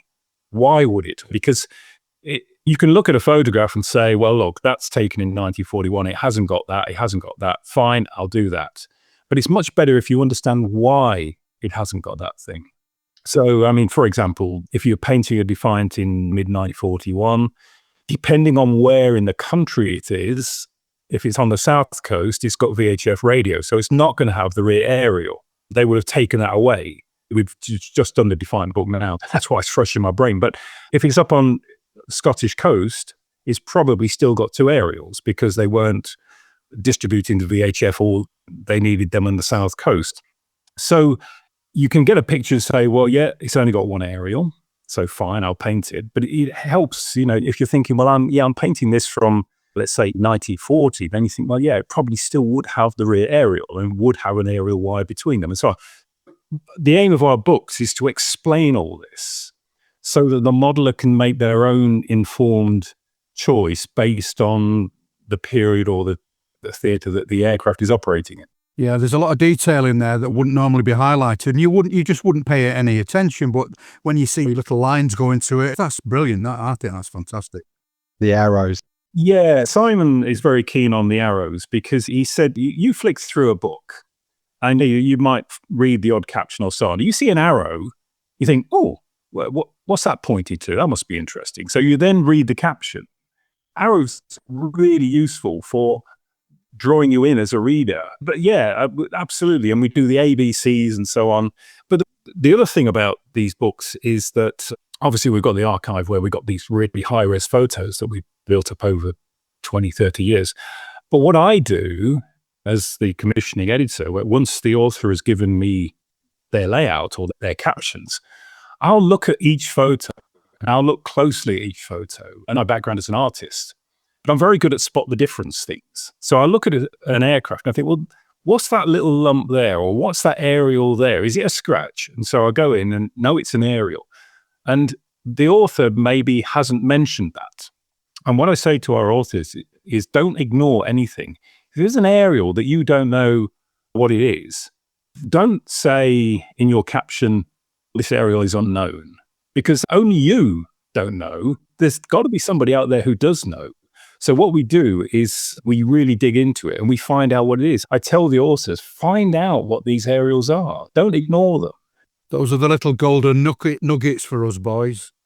Well, yeah, we call them I never knew that kind of moments, because if we can have 2 or 3 of those in each book, then the person who's bought them actually feels it's worthwhile, that they've learned something. If you can learn something from every book, and let's face it, as modelers and artists, we all think we know certainly about our favorite aircraft. We think, yeah, I know everything there is to know about Spitfire or Lancaster. So if we can bring in a few things that they didn't know, we genuinely impress them. And then people think, oh yeah, WingLeader, they know what they're talking about. So that's always been the philosophy of the books, is to never ignore anything. If you see something odd, find out what it is. And occasionally you'll see us on Facebook saying, does anybody know what this is? Because sometimes we just haven't got a clue. So we'll stick it on Facebook. I guarantee you within 5 minutes we'll get an answer, because collected knowledge, it's amazing. Somebody out there knows. So yeah, it's a constantly evolving project. And we've got hundreds of subjects that we can do. We've not touched American aircraft yet. We've not really got into Luftwaffe much. And there's still loads of RAF subjects that we are planning to do. So it's just great fun. It's just a great, enjoyable series to do. Well, as you've dropped that you're doing the Bolton 4 Defiant, is it all marks, or are you just concentrating on the night fighter to start with, or? No, it's all marks. The reason is the Defiant wasn't heavily photographed. No. Obviously, there was 2 or 3 press sessions with 264, but apart from that, there's very little official done with the Defiant. to be fair, we would have done the Defiant quite a few years ago, but we just didn't have our photographs. And it was only one of our very regular authors. And he's got a huge collection of RAF photos. And we pulled what we had and we thought, you know what, we can actually do this now. We've got enough to do this. So we got together, Andy did the basic layout, and then we, Simon and I and Ian Hodgkiss, all got together and basically wrote the captions, got into the Defiant. And it's just gone to the printers today, so it will be out very soon. And yeah, fascinating. In fact, one good way of finding out if we've done a good job is once I've finished the book, I go on to the internet and look at Defiant models or models of the aircraft and see if I can find faults in them in terms of the things that we found and whether they have been applied to model. And I can tell you now that probably 99% of every model I've seen on the internet of a Defiant is wrong. So the book will provide, hopefully, lots of, I never knew that. I would definitely agree, but the Airfix one must be somewhere near. It's close, but there's a couple of things that are not right. Yeah. And obviously, you've got the camouflage and things as well, and the various bits and pieces. But if you look at every model, you think, nah, that's wrong. And so on. Yeah. I'm trying to think of them. How many were there? Come on, Mike, Mr. Kitman. How many Airfix 72? There was MPM. 48th. 48th was Classic Airframes. Terrible. Both of them. I can't remember Frog doing one, but Qatari have obviously just announced they're bringing out a 32nd one in 2027. And Airscale did one recently, a resin print. There's a 132nd one that's out at the moment, which is, as you say, a resin print or something like that. Yeah, they've got one thing quite clearly wrong on it. But anyway, it's all in the book. Don't worry, I'll be placing the order as soon as it comes onto the website, I can assure you. Because they were based at Warnings, so I need to find any 10 Gunnery School pictures, which I can guarantee you're not going to have in the book. Because no one seems to have any pictures of 10 AGS. Off the top of my head, I wouldn't know. Yeah, maybe. When you did the Defiant, was you spoilt for choice where pictures was concerned, or was it really that there were that few? Because I know one of the things I will say about your books is the pictures tend to be top notch. I mean, really, really good and clear. No, this was quite tough. I think obviously we left probably 20 or 30 out, but they weren't great quality. Out of how many? Most books, we aim to get about 120. So if we choose 120 photos, that usually fits very accurately into a 72-page book. So we aim for 120.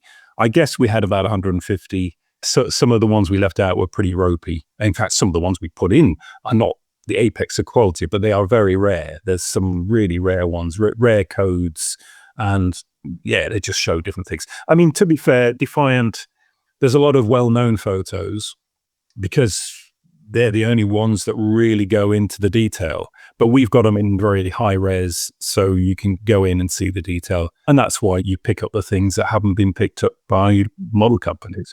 Is there anything you do to them digitally? Is there any way of enhancing them when you put them in the book? Yes, I do it all. I bring up in Photoshop, and I mainly work on shadows and highlights, because if you've got an original print, and I was a photographer for 10 years. I used to do black and white printing, color printing in the darkroom, so I've got a feel for what you can do. If you've got a print from an original negative, then in that print is an awful lot of information that you can't see, especially if it's dark. So let's say you've got a Lancaster, you're looking at the underside of a Lancaster, air to air. A normal print, if you do pull the shadows out from that, you can pull out all the detail, all the stenciling that's there. Now, if that is a print from a print, i.e. if somebody's taken a camera and photographed a black and white print, which is what a lot of the old authors did, then that information isn't there, because what you've got is a photograph of a black aeroplane.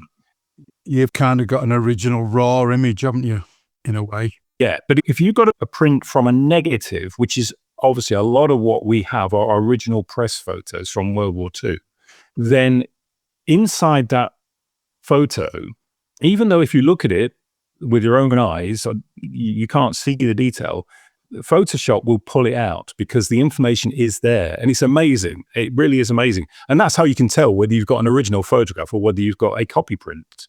because if you pull the shadows out of a copy print, it'll just go grey.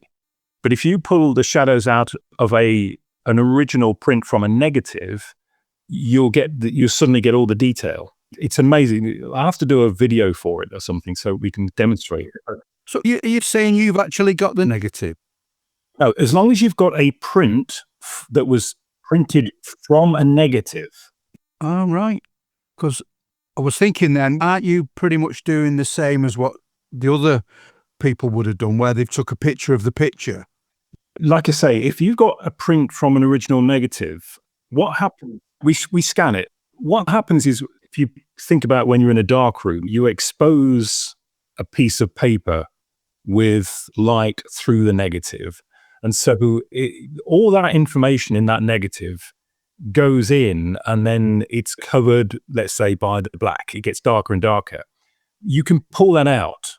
But if it's a copy print, so if you scanned it what was a copy print, then that information isn't there.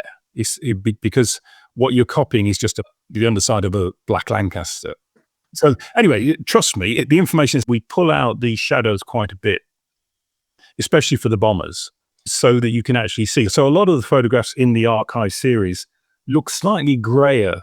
They're not as contrasty, but that's a deliberate policy so that you can actually see the detail, because it's like basically shining a torch underneath a Lancaster, and really it looks a little bit light because you've got a lot of light on it, but you can actually see the stenciling or all the details or the panels. So that's really the only thing we do. We don't sharpen.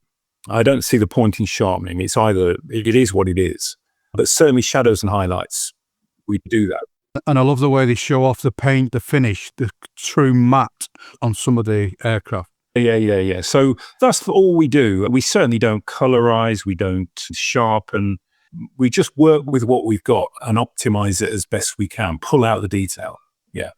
I found your books obviously through modelling, like most of us have, and they're very widely used by scale modellers. Were the audience always part of the plan, or has the modelling community embraced the series in ways you didn't initially expect? I think the latter. We publish books that we like. We just sit down and say, yeah, it wouldn't be great to do a book on, like a photo book on the Hurricane or the Lancaster or Spitfire. So we kind of just did it. We started the series on that basis. Obviously, we want to sell the books, because the more we sell, the more we can do more books, So we have to produce books that hopefully people will want. But I don't think we really started by aiming at modelers, because we just thought, well, yeah, if you're an enthusiast, if you like Lancasters, you're going to want a nice picture book on a Lancaster. And it just so happened that some modelers did really embrace them. And of course, we started to go to Telford as well. And the reaction there, we love it. I mean, it's just amazing, because effectively it's like we've got a sweet shop. We've got all these books laid out, and people just say, yeah, one of those. And it's great. So yeah, I think it was a happy accident really that we got into the modelling community so deeply.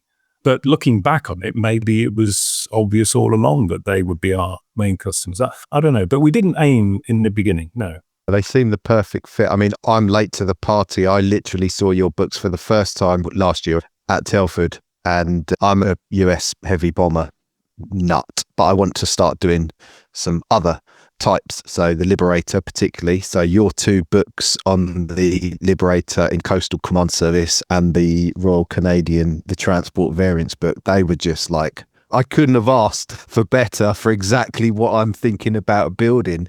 You mentioned it earlier, and this is a bit of a theme I've found with companies like yourself and Mark and the guys at Qatari, the DBMK guys. You said that you are doing what you like, and if you do what you like, then you'll put your heart and soul into it, because you're into it. You're fully into it, not just as a business thing, but as a, let's just do this because we enjoy doing it. You're not doing it to fulfill a market. You're doing it because you enjoy it. And the other thing that I think most of us modelers, me being, I don't know these aircraft as well as the guy that wrote your book. So I need to be able to trust what you're providing me with. It's really, really important that I need to be able to trust the information that's in the book. And if as no one's perfect. Sometimes stuff is wrong. If a correction is issued, say, look, we got this wrong. That's important as well. But yeah, I think they're absolutely fantastic. Ideally, when we pick a subject, we try to find the world expert on that type. So typhoons, we've got Chris Thomas. Sterlings, we had Jonathan Falconer.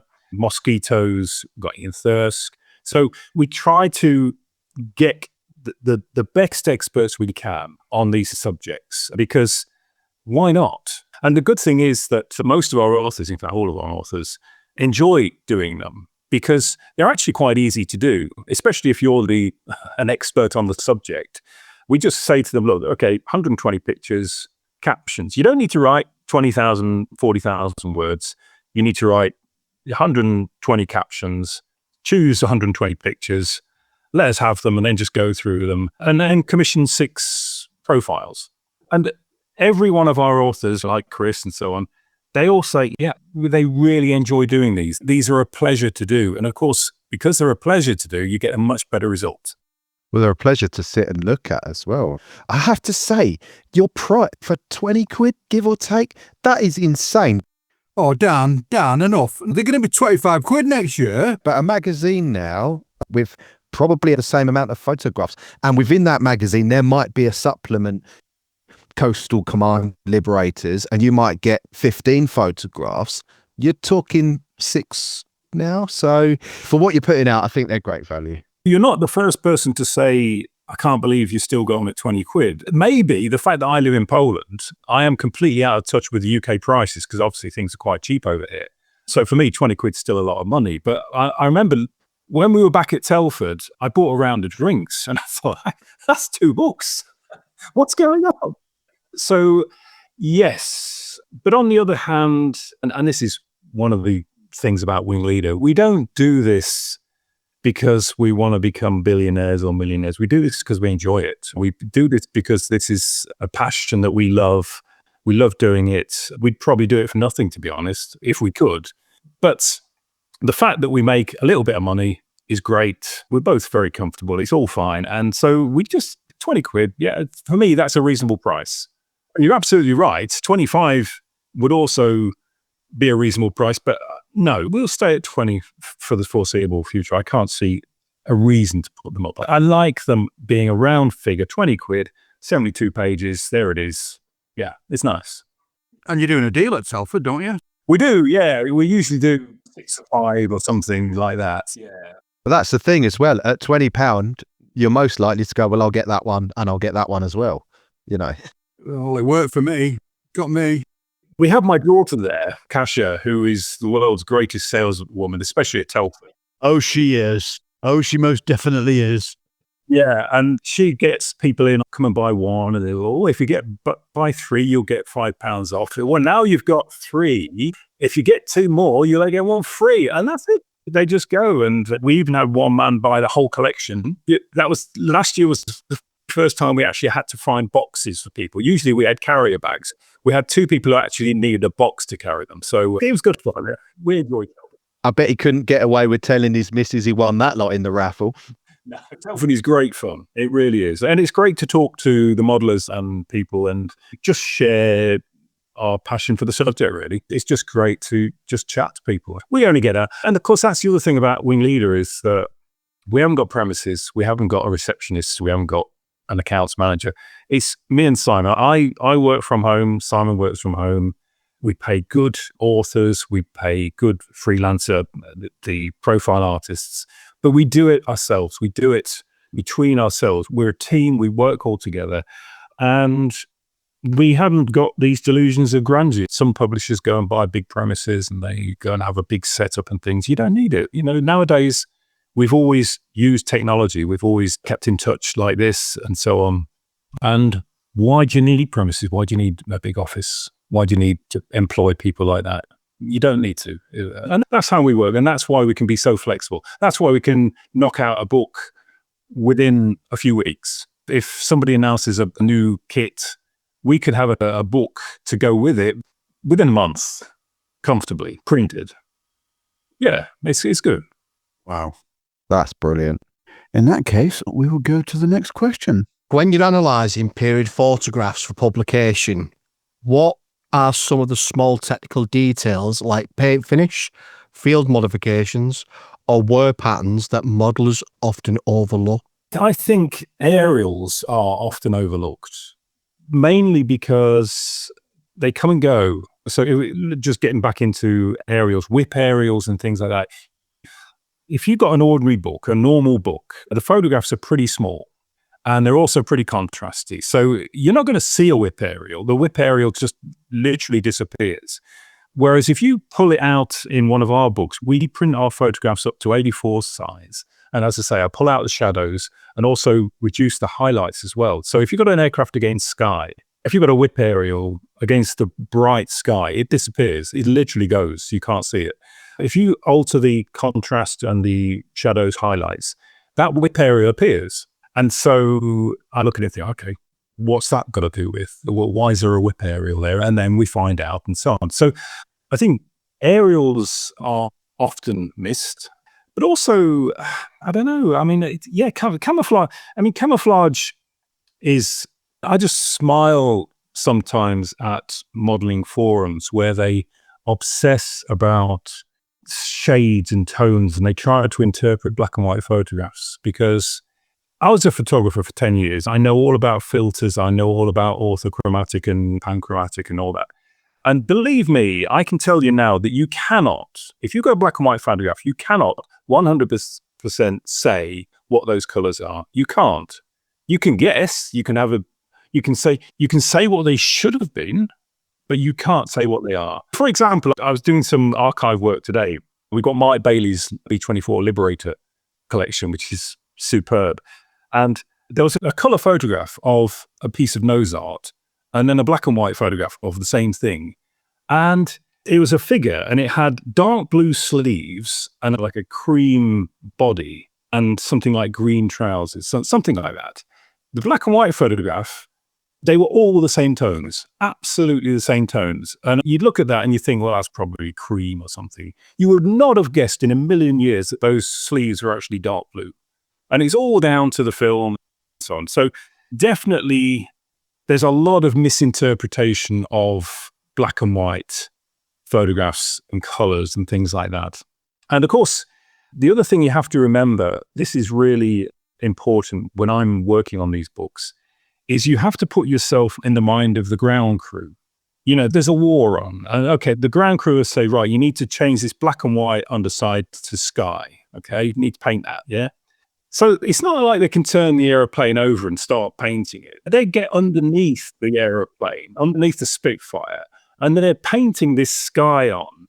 And they're looking at the stencils thinking, I can't be bothered. I'm not going to paint around those stencils. I'm just going to paint over it because we know where to trestle this Spitfire. It's not a problem. So any aircraft that went from black and white to sky, 99.9% of the times, all the stencils disappeared. Yet you see modelers putting the stencils on. I see my profile. We've got one profile artist who loves his stencils. He spends days and weeks getting all the stencils in the right place, and then he applies them all. And I just think, look at the photo. There's a photo of the aeroplane there. Can you see those stencils? Well, no. So why have you put them there? They should be. They should be there. Yeah. But they're underneath a layer of paint. Certainly stenciling as well is massively overdone, I think. And then, of course, finally, in terms of colors, these aircraft were wartime aircraft. And if you look, there's all sorts of patches. That's the other thing. When aircraft moved squadrons, they would paint out the squadron codes. They wouldn't do it exactly. They'd just get the nearest color. Okay, we'll slap a bit of green on and then we'll put the new codes on. And there you go. And the other thing, I've noticed a lot of Battle of Britain Spitfires with different sized roundels on each wing. Now, again, you think about it, right? They didn't have roundels to begin with, early Battle of Britain. They're painted sky, and then the order comes through in mid-August to paint roundels underneath the wing. So you go underneath the port wing, you paint your roundel. You go underneath the starboard wing. Is that roundel going to be exactly the same as the other one? It's not. Why is it going to be exactly the same? Why is it going to be exactly the same position? And there's photographic evidence of roundels. And you look at it and think, they're not only in different positions, they're different sizes. Yeah, obviously. They were just told to paint 2 roundels. Okay, they were given a size and so on, but there's a war on. Sort of gives the modeler a bit of a get out of jail free card if there's a roundel that's been misplaced. Yeah. No, it's true, because how many times have you gone to put a decal down on a wing and the thing's moved and you've gone, just leave it. That's fine. They were like that in the Second World War. Thank you very much. That's my excuse and I'm sticking to it. Yeah. I mean, sure, if it's come out of a factory, then yeah, okay, the factories were working to a lot more accurate positions. But if it's been repainted in the field, which many of these aircraft were, then all the bets are off. They can be in different sizes, different positions, different colors, different paint, whatever. Yeah, I think modelers tend sometimes to stick too closely to what... I think they're definitely doing too clean. Yeah, stick too closely to what it should have been rather than what it actually was. Again, look at the photo. If you've got a photograph of the aircraft, look at it. Look closely at it. That's a just because you can doesn't mean you should mindset, isn't it? The other thing about the pictures, the weathering, you think, by God, look at the state of it. Yeah, absolutely. Yeah. I wouldn't want to get in that and go to war in that thing. It looks like it's on its last legs. Yeah. I mean, the oil, the Merlin famously leaks oil. So any operational Battle of Britain Hurricane and Spitfire will have an awful lot of oil underneath, unless you had a particular insistent commanding officer who wanted them to wipe it all off every day. They've been very, very dirty. And you just need to, again, look at the actual, don't look at what it should have been, but actually look at an actual photo and see how they actually look. You raise an interesting point, Mark. 457 Squadron, Royal Australian Air Force, was formed at RAF Baginton in 1941. And they were only there for a few months, and they moved over to Derby on the Isle of Man. A lot of modelling references show the aircraft, even though they're Mark II Spits, because it was after the transition time-wise for the aircraft to be grey-green rather than being dark earth and green, all the references show the aircraft as being grey-green. And I've been looking at the few photographs that are available for the aircraft at Coventry. And I'm thinking, all the aircraft weren't painted overnight. It wasn't the same as D-Day when you had to put the stripes on overnight. They were painted when they went through maintenance or as and when time allowed. And I tried something which is an absolute pet hate of mine, which is colorized black and white photographs to make them look wartime. And I just thought, I'm going to give it a try and see what happens with these photographs of the aircraft in flight, which are slowly in this newer scheme. And every one of the platforms I put it through came out with dark earth and green rather than grey-green. Has that ever actually figured in the way that you've actually looked at something you thought, I can't actually get the information I'm looking for from Photoshop by just changing the colorization, for sort of changing the resolution? Can I actually try colorizing it and see if that actually makes an effect to what I'm seeing? No, because basically, if you're using something like Photoshop to colorize something, then you're relying on the intelligence of a programmer in California who thinks they know what grays and tones mean. No, it wouldn't work. It would not work. I mean, yeah, tonal wise, but again, I mean, I see discussions where people discuss and say, well, that tone is much more like dark green, dark earth than it is grey and green. Green faded, dark earth faded very strongly, and so on and so on. And it all depends how long it's been out in the sun and things like that. No, you cannot possibly colorize something and arrive at a conclusion that is 100% certain. No, it's not possible. So, Matt, when you're analysing photographs, how much of the interpretation is hard evidence and how much is an educated judgment? And where do you draw the line between the two? To be honest, a lot of them start off as educated guesses. And then you go down basically a rabbit hole and dig deeper. And then you usually find out that you're correct. I mean, one case in point with the Defiant is I looked at the rear aerial, and on the early ones, the bottom of the rear aerial is often painted in a dark color. So I'm thinking, well, okay, I mean, it looks black to me. And I'm thinking, why would they paint it black? What's the logic in painting it black? Surely you're going to paint it, let's say, red, because presumably it's for visibility for the ground crew underneath and so on. So I thought, I'm going to get our profile artist to paint that red. It's a gut feeling, but I'm going to get them to paint it red. And so I went down a few rabbit holes looking for photos, looking for information. And yeah, I found a photograph that showed a museum example with it painted red. So somebody else at least agreed with me, and that must have come from somewhere. And I think I found it mentioned in a book as well that it was painted red. So a lot of these start off as, well, yeah, that's interesting. Let's try and find out about that. And it's a case, I think a lot of it is a case of looking in the right place. If you do a general search, like if you Google, what's the bottom of a Defiance aerial painted red, then you'll get nowhere. But if you go into certain things like interviews with ground crews or something like that, then you can actually find a lot of things that you didn't know. The thing that clinched it for me for the red thing was one of the famous press sequences of 264. The photographer, it was from out of Curtin in Lindsay, and the photographer took some pictures below cloud, then he took some pictures above cloud. And when he got above cloud, he stuck an orange filter on, because suddenly all the reds go really light. But again, as a photographer, that makes sense, because you go above cloud, it's really bright to begin with. So you want to put a filter onto, like a neutral density filter, but also you want a bit of tone in the sky. So you stick a orange filter on, you get tone in the sky and the clouds, because that's what an orange filter does. So this guy obviously put an orange filter on. All the reds suddenly go light. All the blues start to react. The blues basically go dark. And we've got them on both pages, below the cloud, above the cloud. And you can see that the roundels have suddenly gone from dark to light, or light to dark. And the tip of the aerial goes from very, very dark to quite light, which means it's red. Or, 99.9% is red, because it's reacted as red would do with an orange filter. So, yeah, basically start off with a question, then either come up with a theory and then try and find if that theory is true. But basically, the best thing is to come up with a question and find an answer to it. Generally, historians should not come up with a theory first. You should really go in with an open mind.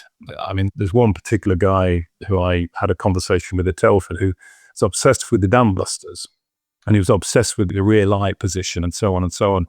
And he started off with the theory that the rear light was in the center, in the bomb bay, and not the rear fuselage. And he's spent years trying to prove that. And that's the wrong way of doing it. What you've got to do is start with an open mind and say, look, I don't know where this is. Let the evidence tell me where it probably was, rather than saying, I think it was there and I want to prove that. So he was coming up with all these different photographs. Said, look at that picture there. Can you see that bit? That's that. And no, it's not. You just want it to be that.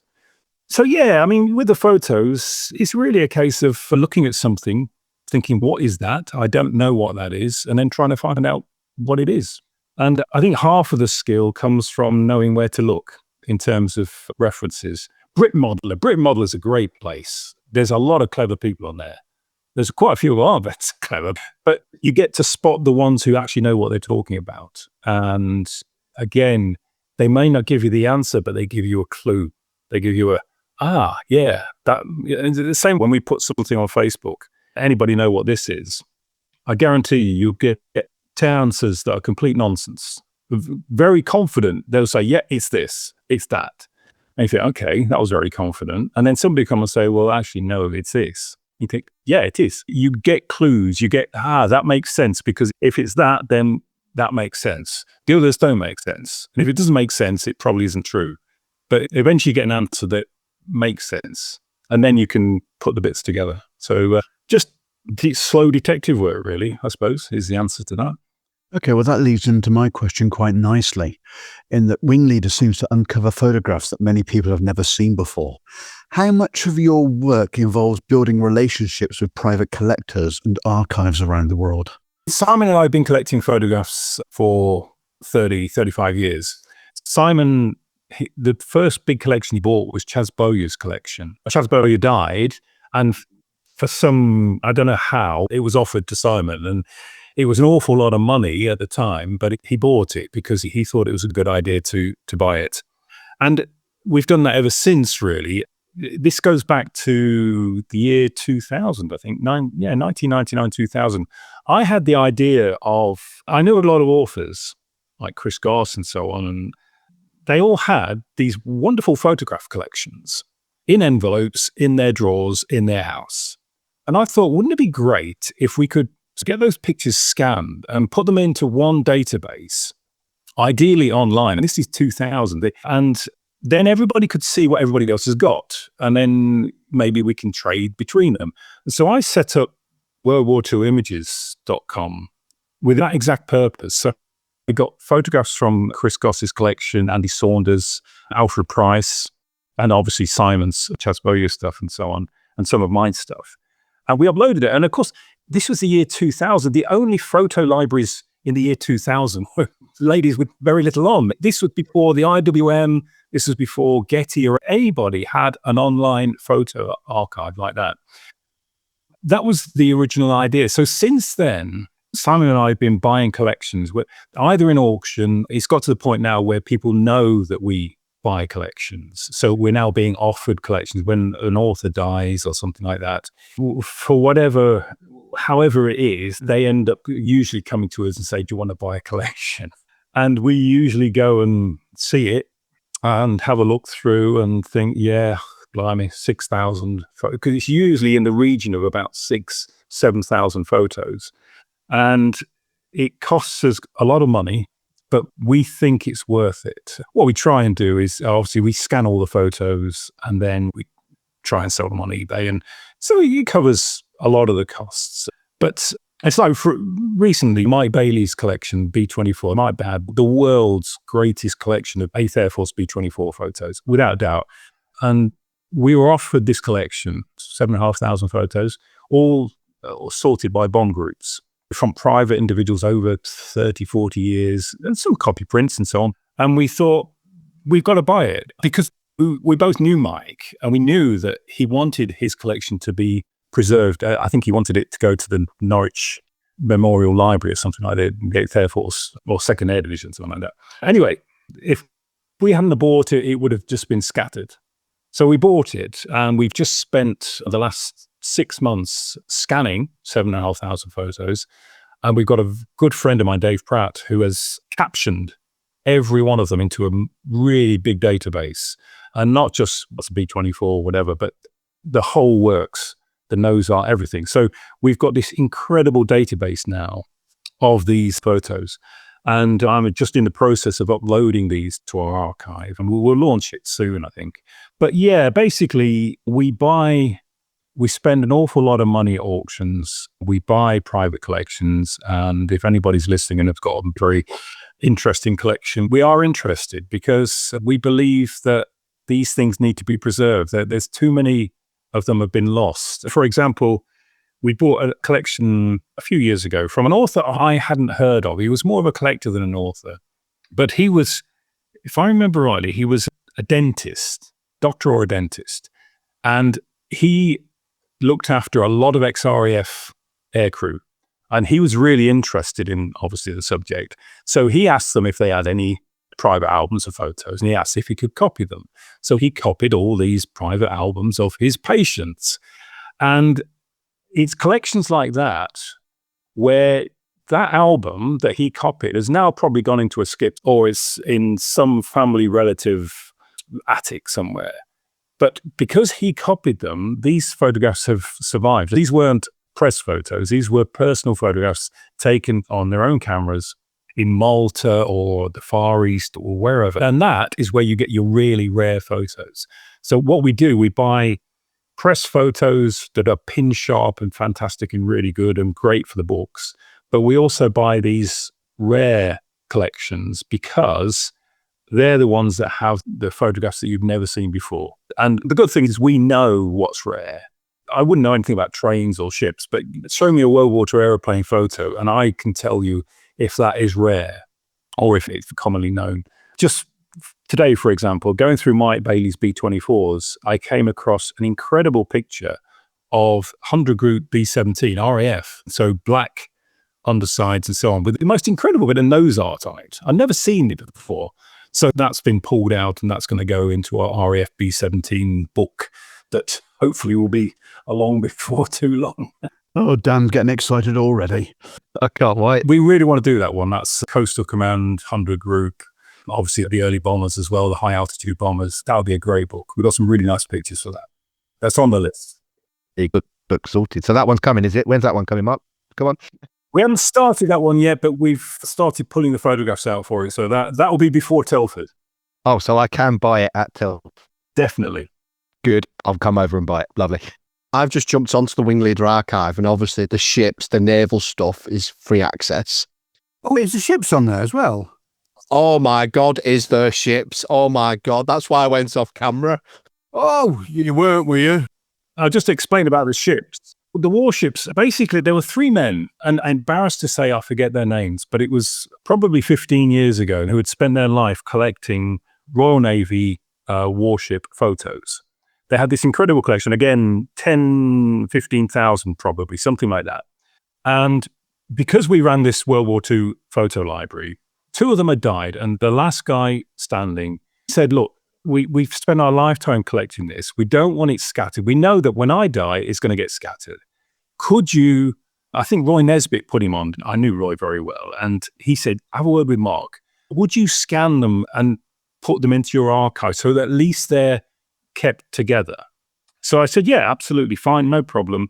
We won't charge you. It's good for you. It's good for us. Okay. So we got about 6,500 of them scanned before he died. I went for the bigger ships because I know nothing about warships, unfortunately. But I scanned the aircraft carriers and the battleships and the cruisers and so on. And so we ended up with about 6,500 scans, and they're all captioned. They all had what they were on the back.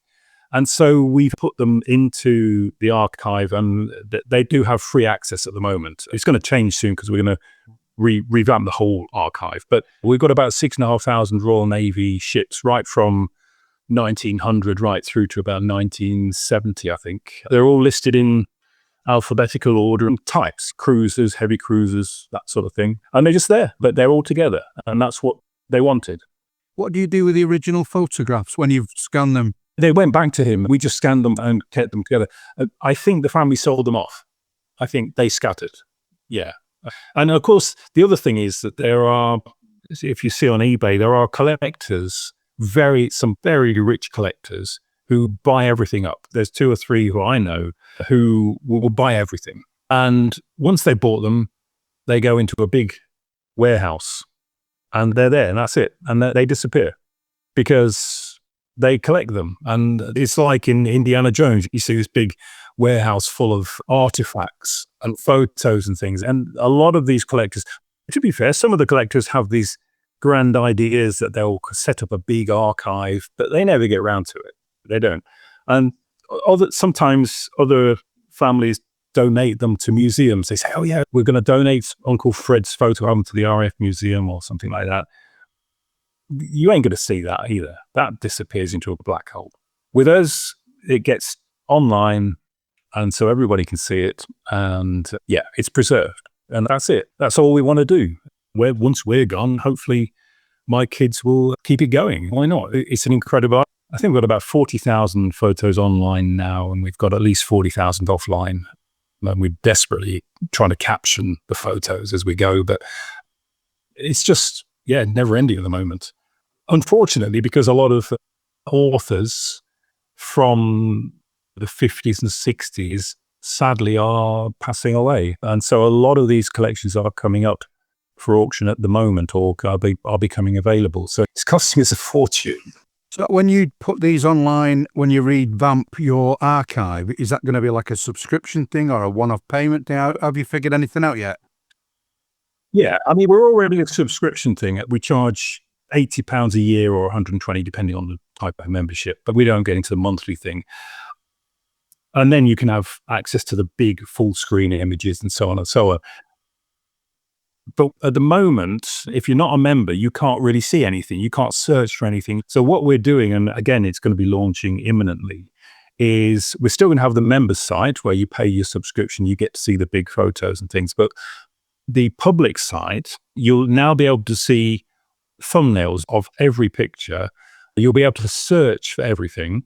So search for Uncle Fred. If we've got a picture of him, you'll find it. And more importantly, the Google bots can find it as well. So that if somebody does a Google search for, I don't know, Spitfire radiator, then it should finally find it in our archive. Because when our archive at the moment is behind a paywall, then the Google bots don't get in there to do it. So the idea is that the public site will have little thumbnails and it will have the descriptions so that you can see, everybody can see what we've got. And then if you want to see big photos, then you pay your subscription. And the point is the subscriptions basically go towards funding new purchases. And we must spend over £30,000 a year on these photos. And we don't get £30,000 a year from subscriptions. Every subscription that we get to the archive goes towards us buying new collections in auctions, really. So it kind of works. The public site will be shortly accessible and searchable to everybody. I've been a paid member for a while now, only the £80 because I couldn't afford the 120, but it fulfills my need. But you're looking at the web address, for those that haven't seen the site yet, is wingleaderarchive.com. And I'm just having a quick scroll through whilst we're talking here. You can search by RAF serial number archive. In that, you've got 13,189 photographs in 59 sub-albums alone. You've got archives for interwar aircraft, World War I. You've got World War II, post-war aircraft. You've got airfields. You've also got other subjects. You've got some military vehicles, warships. There's all sorts in there. It's a fantastic resource, and there's a lot of information that, okay, it's not obviously in the books, but there's so many photographs you can't physically put them into books. It's a fantastic place to just continue your research for the subject.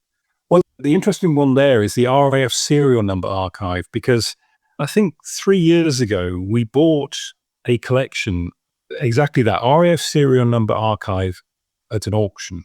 And I don't know who it was, but this guy had obviously spent his life collecting 6x4 photographs of RAF aircraft that you could see the serial number on. And he catalogued them right from the early A series, or the number series before the A series, right from the First World War all the way through to about 1970, 1980. So the XX and the XZ series.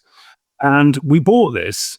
We had to really, it cost us a lot because a few people were after it. But I could see that, I thought, that's unique. And of course, so what we did, we scanned all these 10,000, I don't know, however many it was, 10,000 photos. And it actually made us change the way we titled these photos, because up until then, if it was a Spitfire, we'd say Supermarine Spitfire P6473. It occurred to me that actually we should do that the other way around. If we do P6473 Supermarine Spitfire, then we can catalog all these RAF serial number photos using the serials. And then we can bring in the photographs we already have, provided we've got the serial number, and merge them, and they will all be in order. And it was a real turning point, because suddenly we've got this huge archive of RAF serial numbers, right? Let's say right from the early ones that were just numbers, right through the A, B, C series, all the way through. And it's amazing. And it's a bit like the old football cards. If I get a new collection, I'm going through, I haven't got that one, I haven't got that one. I'll check, K, especially the K series. K series is brilliant. I mean, there was an unbelievable amount of K series in a rearmament in the 30s. And we've actually got files for K1000s, K2000s, It's the only one we've split into individual K1, K2, K3. And I'll find a new picture of a K7463 and I'll go in and think, oh no, we haven't got that one. Brilliant. And it is, we'll never get them all, but it is that the RF serial number archive in itself is a piece of history. It's a genuine piece of history. I doubt there's anything close to that anywhere else. It really is special. So again, it's great fun. I was going to say, who needs Pokemon cards, when you can get serial numbers? That's where the gold is. Mark, as an aviation artist as well as a researcher, do you approach historical photographs differently, I suppose? Are you subconsciously studying lighting and colour tone and weathering in ways that influence your artwork? Well, yeah, I suppose I do look at them from an artist's point of view. I mean, certainly, as I said before, I look at the detail much closer than probably other people. And I question what things are and why they are there and so on. And also, obviously, with the camouflage, I'm obviously interested in the colors and things. I mean, the good thing about being an artist and not a modeler is you can use light and tone to get away with a lot of stuff you don't know. So if you're looking at what color is that exactly, well, if you stick it in a sunset, then you don't need to worry about the exact tone of the colors because everything changes anyway. So, yeah, I mean, I enjoy finding really good photos, really detailed photos, because I love the Lancaster. I paint the Lancaster probably more than any other aircraft. And I love finding new photographs of Lancasters and close-ups of the turrets and things to study how the light falls on a turret. Because when you start off as an artist, a model, you paint literal. You think, okay, so that's the frames and that I'm going to put reflection on it. But then you think, well, actually, no, look at a photo. You can actually see the aircrew inside. It's not all reflection and so on. And turrets especially. When you start as an artist, and let's just say I did it myself, you tend to paint turrets as a fairly light single tone with the frames, and that's it, because it's perspex, therefore it's reflecting the light. But actually, if you look at a turret, you can actually see the detail inside the turret. And the reflection varies depending, because effectively it's reflecting the sky. So the photographs really help because you can actually look at it. And as the first thing, it's like the thing you used to do at school in an art class, is they give you a glass of water with a spoon in it. And they'd say, right, draw that. And nearly everybody would draw the spoon straight. And of course, if you look at it, the spoon is refracted. So above the top of the water, it comes in at one angle. And then when it gets into the water, the spoon is physically separated. And the art teacher would always spot the true artist, because the artist would actually look at it and say, actually, that's, whereas the non-artist would just draw a straight spoon because that's what they expected to be there. Same with your modeler. They'll do your camouflage, they'll do your dark green. I did have a profile artist who did dark green and dark earth absolutely to the swatch. Say, right, okay, dark green, dark earth, and that's it. I think, well, yeah, mate, that doesn't look real. You've got to tone it down because effectively you're standing, I don't know, 400 meters away from it because of the scale. Therefore, you've got to tone it down. You can't have the swatch of the dark green, dark earth as you would look at it in your hand, because you're... Scale effect, that's what I was going to say. Yeah. Yes.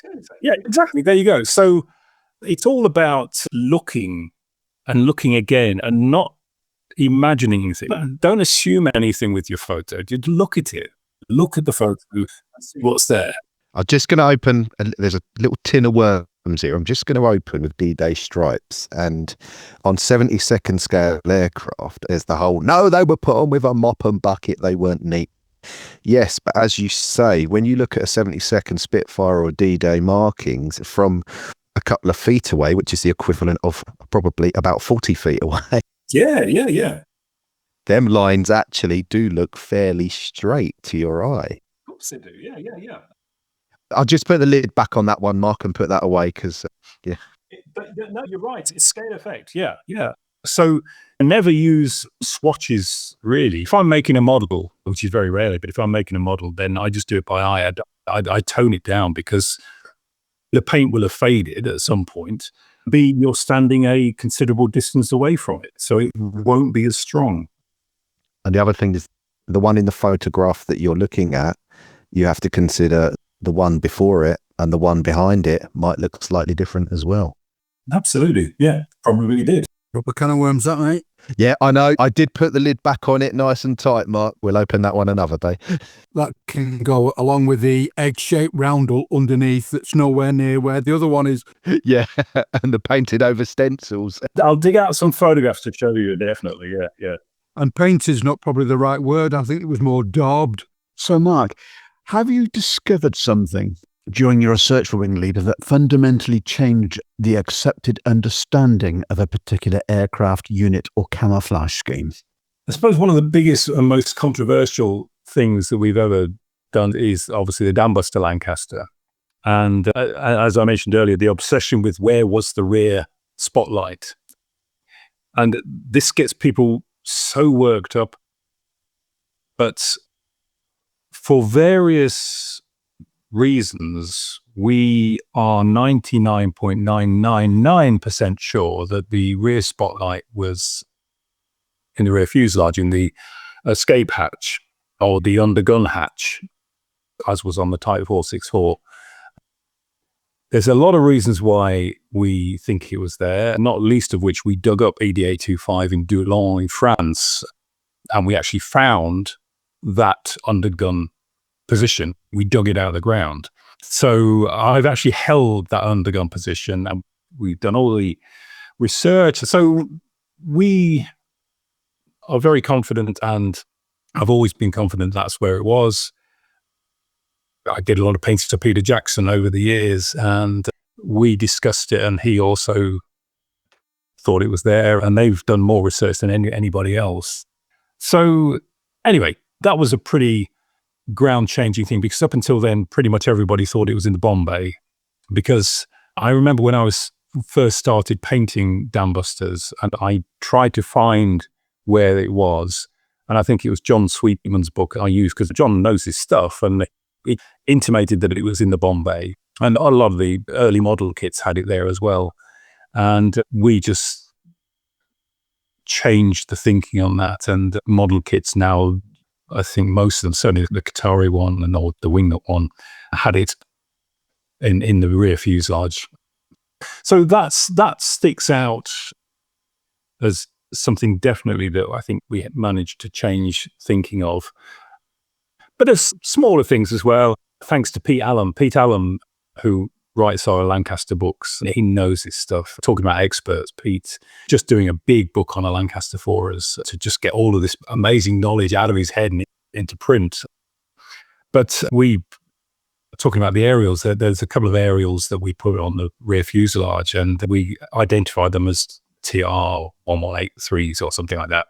And he said, no, that's the aerial for the beam approach, because the beam approach actually had a whip aerial and the tower rail or something like that. And anyway, long story short, we've sorted the aerials on a Lancaster at last, thanks to Pete, who really knows this stuff. So yeah, slowly. And I think, as we've discussed, I think with every photo archive book, we do have 2 or 3 things that are not well known, that are quite new to everybody, and certainly that model manufacturers have missed. So I think we've come up with quite a few, and hopefully we will continue to. Does it surprise you how much gets missed? Yes and no. The obvious mistakes they make is they go to look at a museum example and they measure a museum example. And the museum examples are very rarely true to what it was like in 1939-40. And of course, that's the other thing that we come across, is that you've got an aircraft in a museum, and we find 6 or 7 photographs of it, one taken in 39, one taken in 40, one taken in 45, one taken in 56, and another one in 64, and they're all wearing different color schemes, or they've got different fits. So the model companies, certainly until recently, used to go and just scan a museum example and say, yeah, there you go, there's your Spitfire, or there's your Defiant, or there's your ME410. And they never used to really consult the experts who say, well, yes, all very well, but that wouldn't have been there, or that wouldn't have had that, or that would have been different. I think they do a bit more now. I think they realize. It's a bit surprising they don't do that, isn't it? Because it's such an easy thing to do as well, isn't it? Yeah, we went through, obviously, if you go back into the 50s, then you had people who were actually there. They actually knew the subject, that they worked on these aircraft. So they probably had a better understanding, ironically, back in the 50s and 60s. And then you have this period where they're just making the models go and then they're not really thinking it through. I think now, people like Wingnut and Qatari, Richard Alexander, who was both obviously, he's obsessed with detail, and we have many long conversations. Richard did my first Lancaster with me, and we argued quite a few times about certain bits and pieces, but Richard is obsessed with getting the detail right. I went to Cosford with him after Telford, and he had his tape measure out, and he was measuring the seat in the Wellington rear turret and things, the size of the straps and things like that. Now that's attention to detail, that is. Yeah, it really is. And it shows it in their models. Qatari models and Wingnut models are just a different level. Absolutely different level. Mainly thanks to Richard, who he's the sort of guy who just knows what he knows what he knows, and he knows what he doesn't know. Yeah, and so he needs to go and find it, and he doesn't guess. He just doesn't guess at all. And they're the sort of people you need, really. Very much so. It's the little aviation nuggets you pick up in conversations from people as well that sometimes put you into a complete rabbit hole of where you actually think you're going to go with something. An uncle of mine used to work at 10MU Lavington during the war with the test pilot school, and there was a subdivision there that was involved in the 617 project, and they had a Lancaster which Guy Gibson was flying out of Lavington on trials, which for night flying, you quite often had training aircraft with orange painted perspex for the canopy. Then you put that with dark blue goggles, and it simulated flying at night during the daytime. There was a Lanc they had that had all its perspex in the canopy painted orange. Yes. Trying to find that particular aircraft to make a model of it would be an absolute godsend. Yeah. Little details like this. Well, the Dambuster Lancasters, they did have these, I think they had it the opposite way around on the squadron. They had blue panels that they actually, I'm not going to say Velcro because they didn't have Velcro, but they had panels that they actually stuck to the cockpit panels, and then they wore orange goggles, I think, to simulate night operations. So yes, that was a thing they did, and the Lancasters would carry these panels within the fuselage because each aircraft's different. So these panels were made specifically for one particular Type 464 Lancaster, and they would carry them inside the fuselage, and then they would fit them to the canopy when they were doing this simulated night flying. So yeah, it's true. So that's how it ended up being the way that you said. But yeah, it's just the way that you can suddenly find a completely separate or a divergence that you weren't expecting to find. So have you actually ever had a photograph that seemed straightforward at first, but the deeper you investigated it, the more complicated the story actually became? I think the answer to that is probably almost certainly yes. Whether I can think of it off the top of my head is another matter. There are definitely photographs that you think, yeah, there's nothing particularly interesting in that. But then once you've looked at other photos and you think, hang on a minute, what's that lump on that aeroplane? So you go back to this photo and think, oh yeah, that one's got the lump as well. And then suddenly you start seeing these lumps on lots of other different aeroplanes or examples.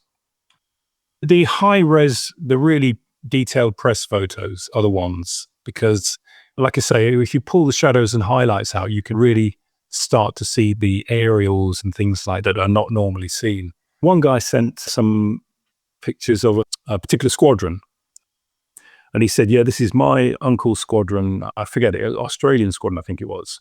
But they had Norwegian squadron code letters. And he said, because they inherited these Spitfires from a Norwegian squadron, so they flew them with these Norwegian code letters for quite a few weeks. And so these photographs, there was a press session in Scotland. And so these photographs have always been captioned as Norwegian aircraft. In fact, I think we actually captioned it wrongly in one of our books that it was a Norwegian squadron. And this guy said, no, actually, at the time, these were Australian aircraft. They just hadn't changed the code letters. So there are quite a few things like that that suddenly pop up, and the accepted knowledge that, okay, this is this particular airplane or this is this particular squadron suddenly gets blown out of the water because there's a logical reason. And again, it's all down to, we assume that if it's got those code letters, it must be that squadron. Whereas occasionally it's not. It's a completely different squadron. They just haven't repainted the codes yet. 249 swapped aircraft with 56 Squadron in North Weald when they swapped bases.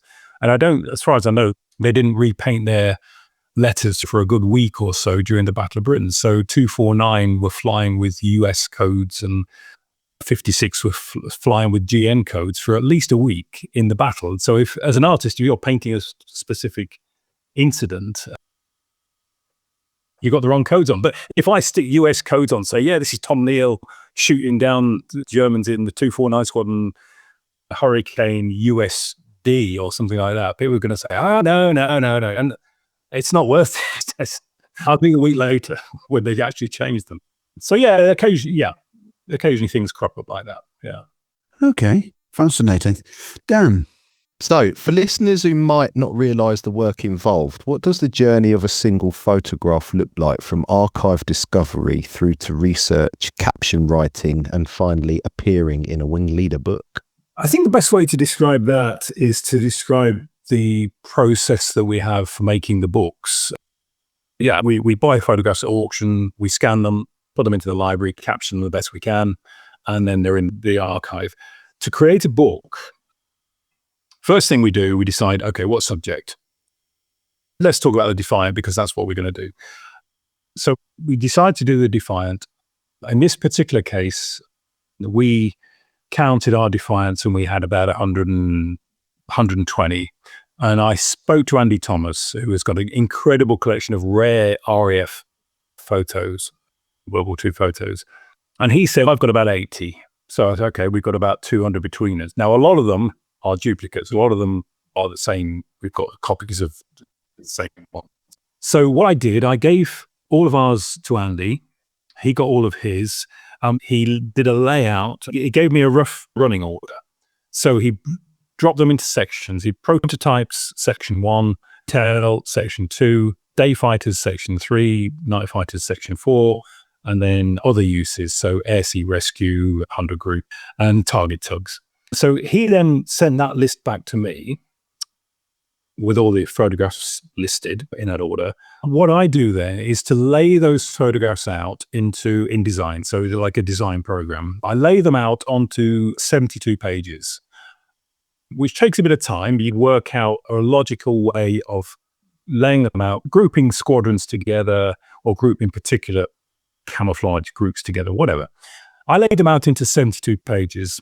And then the next thing we do is, for this particular one, because we didn't have a Defiant expert to do this, we circulate it between me, Simon Parry, and Ian Hodgkiss, and Andy, of course. And we all have our own, let's say, specialities. Simon is very much into the history side of it, the operational side, as is Andy. Ian is really into the technical stuff, so he gets the AP and he goes through all that and he finds out, because Ian and Simon have been digging aircraft for 30 years, so they know every little nut and bolt. We dug a Defiant, I don't know, 10 years ago for a TV program, pull out bits of aircraft, and I look at it and say, well, that's a bit of metal. And Ian will say, no, that's from this bit. How the hell do you know that? That's literally a little bit of metal. He said, no, look, that bit there, that's from the whatever. I think it's impressive. So Ian does all that sort of stuff, and I do the gazing deeply into the photograph and looking for bits and unusual bits, and also the colors and the camouflage of things. That's my thing. And so we all contribute. We all write our own little bits to the captions, and then we tidy the captions up. And then it's a case of going through it and say, okay, right, here's the photographs, here's the captions. what photographs have we left out? Can we find any more photos? Do we need any more photos? That section's a little bit light. It would be good to illustrate this. For example, a Defiant had a signal discharger in the starboard wing. So, the Spitfire had the signal discharger in the rear fuselage that fired up. Hurricane had one as well, just near to the aerial mast. The Defiant had one in the starboard wing, top of the starboard wing, which I never knew. But it's there. And so I had to try and find a good photograph of showing that it's a little black hole, but we want to show it. So I eventually found a photograph, and great, we've included it. So that went in. And then the Defiant also had a station keeping light. Now, again, if you look at our Spitfire and Hurricane books, you'll know that mid-Battle of Britain, Spitfires and Hurricanes got these station keeping lights. So it's a little circular hole on the side of the fuselage. And what they did, they shone a light onto the wing, on trailing edge of the wing, so that at night you could formate on each other because you could see this light on the wing. Model kits never used to have them because they were just not generally known. But of course, as soon as we found out that the Hurricane had them, we thought, well, did the Spitfire? Yeah, Spitfire had them. And most importantly, the Defiant must have had them. So again, you look closely at the pictures and suddenly you find them. You actually find this little circular hole. And it's in the AP as well. The AP actually has a diagram of exactly where it should shine. It shouldn't spill over the edge of the wing. It should shine on the wing and be behind a pilot's 90-degree eye line or something like that. So we look for photographs to illustrate these things. I found a good photograph showing the little formation lamp and so on. And then we go through it again. We have a look through again. We go through 2 or 3 times, proofreading, finding little faults or typos or whatever. And then we check the profiles. Usually we have to send the profiles back 2 or 3 times because, again, once you get to know this stuff, you think, well, hang on, okay, that profile will need a formation lamp or it'll need the signal discharger and things like that. So it's just a case of refining it. And then once we're all happy with it, we all look and say, I'm not looking at that again. Yeah, it's fine. I've read it 3 times. It's fine. It's okay. And that's it. We send it off to the printers. So that's how we do the books where we haven't got a specialist author. If we've got a specialist author, he just sends us the photos, or if we're using our photos, we send him everything we have. Again, he sorts them into a certain sequence, writes his captions, I drop them in, and then I send them back to him. And again, I will look at them, I'll look at the photos, and if there's something he hasn't covered, I'll say, do you know what that is? And if he doesn't know, then I'll say, okay, well, let's find out. But generally, the expert authors, I don't need to do much at all. They know their stuff. And that's it. And the process usually takes about a month from start to print. This doesn't take long, or it shouldn't take long. We had one author. Okay, some authors get it, and some authors don't get it. We had one author, I won't name him. He spent about 2 years on a certain aircraft type. And I say, mate, seriously, this should take 3 weeks, no more than 3 weeks. If you take more than 3 weeks, you're doing it wrong. 2 years. He was going down so many rabbit holes. Say, yeah, but I've written to the Air Historical Branch and they're going to send me this. And no, send me 2 pages. Just look at the photographs, tell us what we see. Say what you see, that's all we need to do. So some authors get it, some authors don't get it. Do you sometimes feel like you need to get one out if a certain manufacturer is bringing out a flagship kit? Yes. You'd like to tie in timing. I know it might not work all the time, but if you can, I suppose it helps, doesn't it?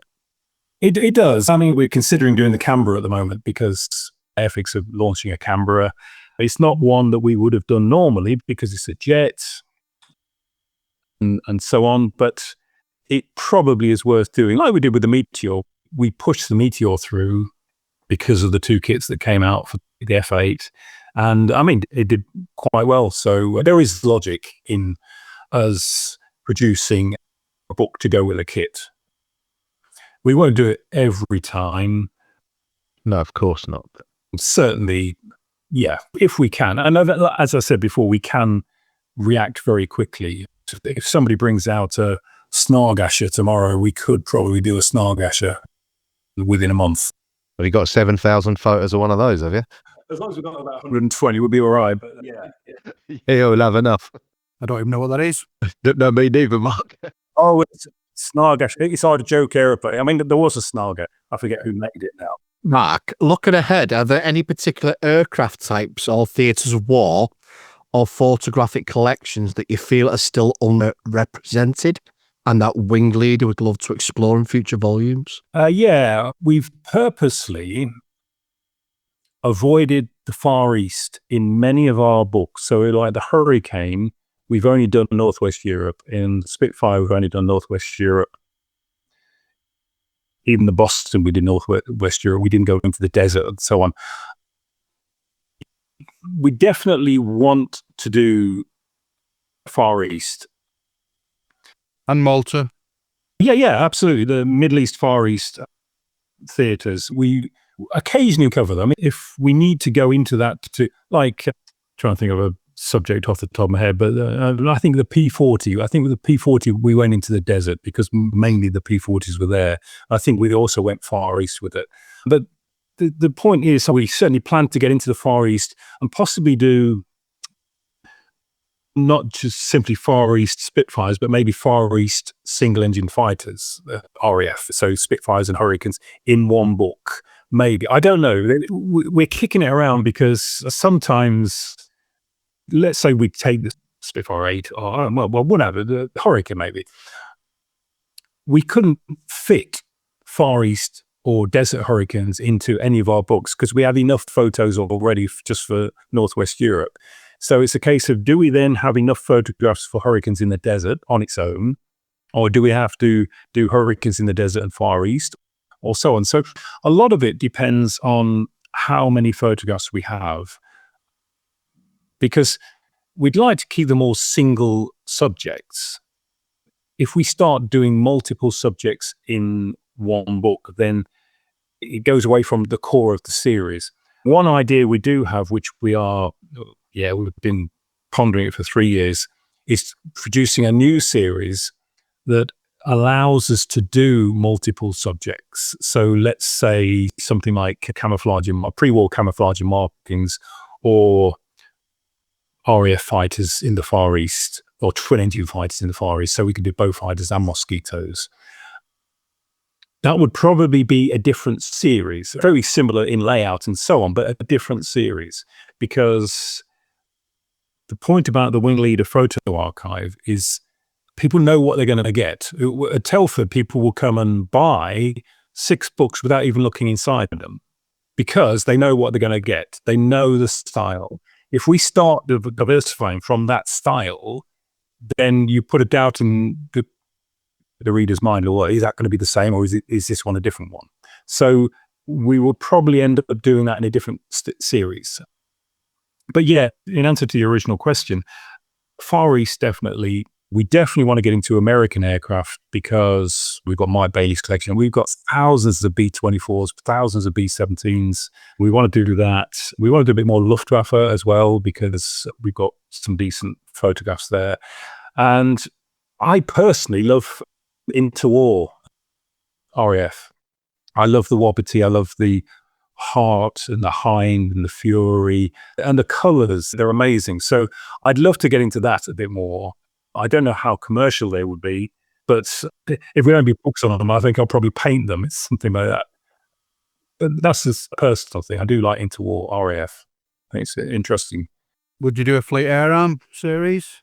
Yeah, absolutely. Yeah. We've got an awful lot of...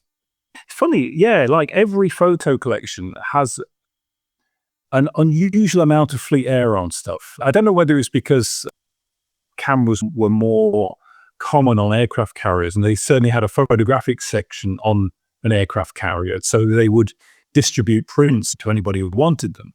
But there's an awful lot of Fleet Air Arm photos compared to normal RAF. Yeah.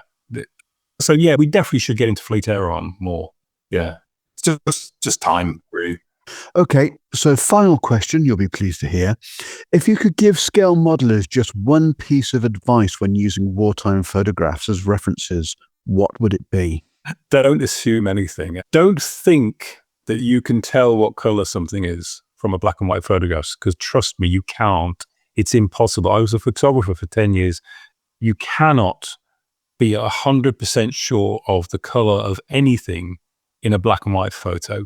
You can assume it was that color, and okay, let's say you got a roundel, dark blue, white, red. Okay, yeah, 95%, 99%, that's probably blue, white, red. But it could be red, white, blue, and you wouldn't know. You're assuming that they painted it correctly. But there are filters and films that can make it go the opposite way. And a lot of modelers on the forums talk about orthochromatic and panchromatic and different filters and so on. I've seen photographs where you've got two aircraft in the same photo, with one that looks like it's taken on panchromatic and the other one that looks like it's taken on orthochromatic. The blues and the reds are reversed. They look different. And film is so sensitive to slight tonal changes and filters as well. Like going back to this Defiant book, the upper wing roundels on these Defiants in these two different pictures, they change so much just through this one filter. Yet one of the aircraft in the background, the blue hasn't changed. It's remained the same.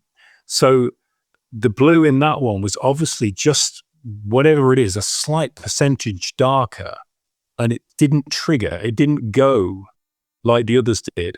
And it's amazing. And it surprised even me. I was looking and thinking, wow, the other blues have gone like you would expect them to, but that one hasn't. So basically, yeah, don't think you can interpret color from a black and white photo. You can assume it, but you can't. You cannot possibly know for sure. 100%. Impossible. Sound advice.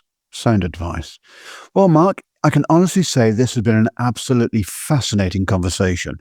It's always brilliant to hear the level of research and detective work that goes into books like these, and it really highlights just how much information can be hidden inside a single wartime photograph if you know what you're looking for. For anyone who enjoys aviation history, or for modelers looking to take their builds to the next level of accuracy, the WingLeader Photo Archive series really is an outstanding resource. Mark, thank you so much for joining us and giving us a glimpse behind the scenes of the research, the photography, and the thinking that goes into these books.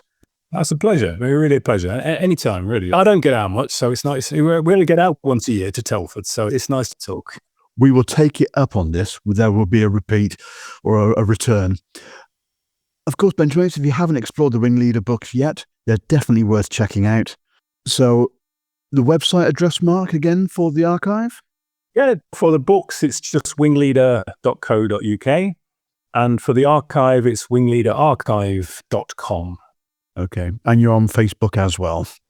We're on Facebook as WingLeader. Yeah, we've got quite a big presence on Facebook. So find us on Facebook, and then you can link to everything else that we do. We also do WingLeader films as well, but that's a whole different conversation. Okay. Thank you very much, Mark. Much appreciated. No problem. And we look forward to chatting again in the future. Up next, a few words from Scott at the Scale Modeler Supply, who's one of our wonderful sponsors.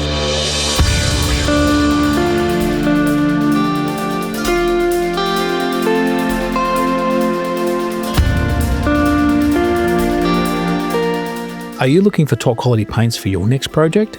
Then look no further than the Scale Modeler Supply.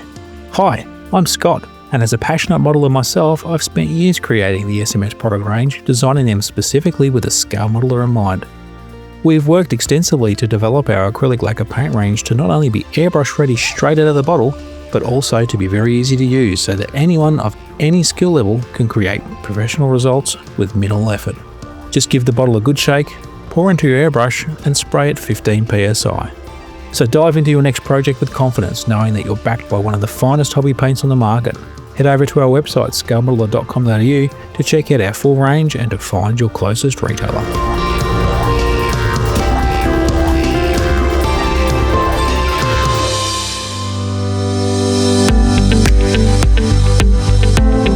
Do you want cutting-edge detail for your kits? Then take a look at Phase Hanger Resin Accessories, run by USAF veteran Mike Reeves. With real-world aircraft experience as a crew chief, Mike knows exactly where accuracy counts. And today, he's bringing that knowledge to life with precision 3D printed parts. From seamless intakes and nozzles to dropped flaps, pods, pylons, and cockpit upgrades, Phase Hanger's prints capture the crisp edges and fine detail that limitations in injection molding just can't reproduce. From 1/72nd to 1/32nd scale, you'll find add-ons from Cold War classics to the latest frontline jets with frequent new additions to the product range. Every piece is designed by modelers, for modelers, and faithfully reproduced on state-of-the-art printers and shipped worldwide, and are ready to drop straight into your next build. With additions to the product line landing all the time, there's always something fresh to elevate your next build.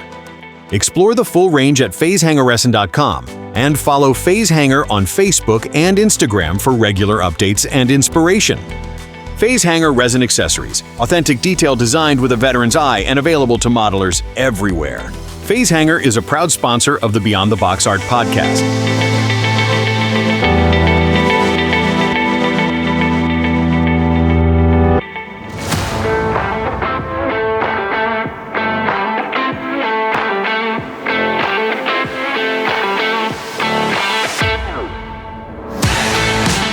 Visit scalemodelpodcast.com, your hub for the best scale modelling pods, because finding great content shouldn't take longer than hunting for lost photo etch.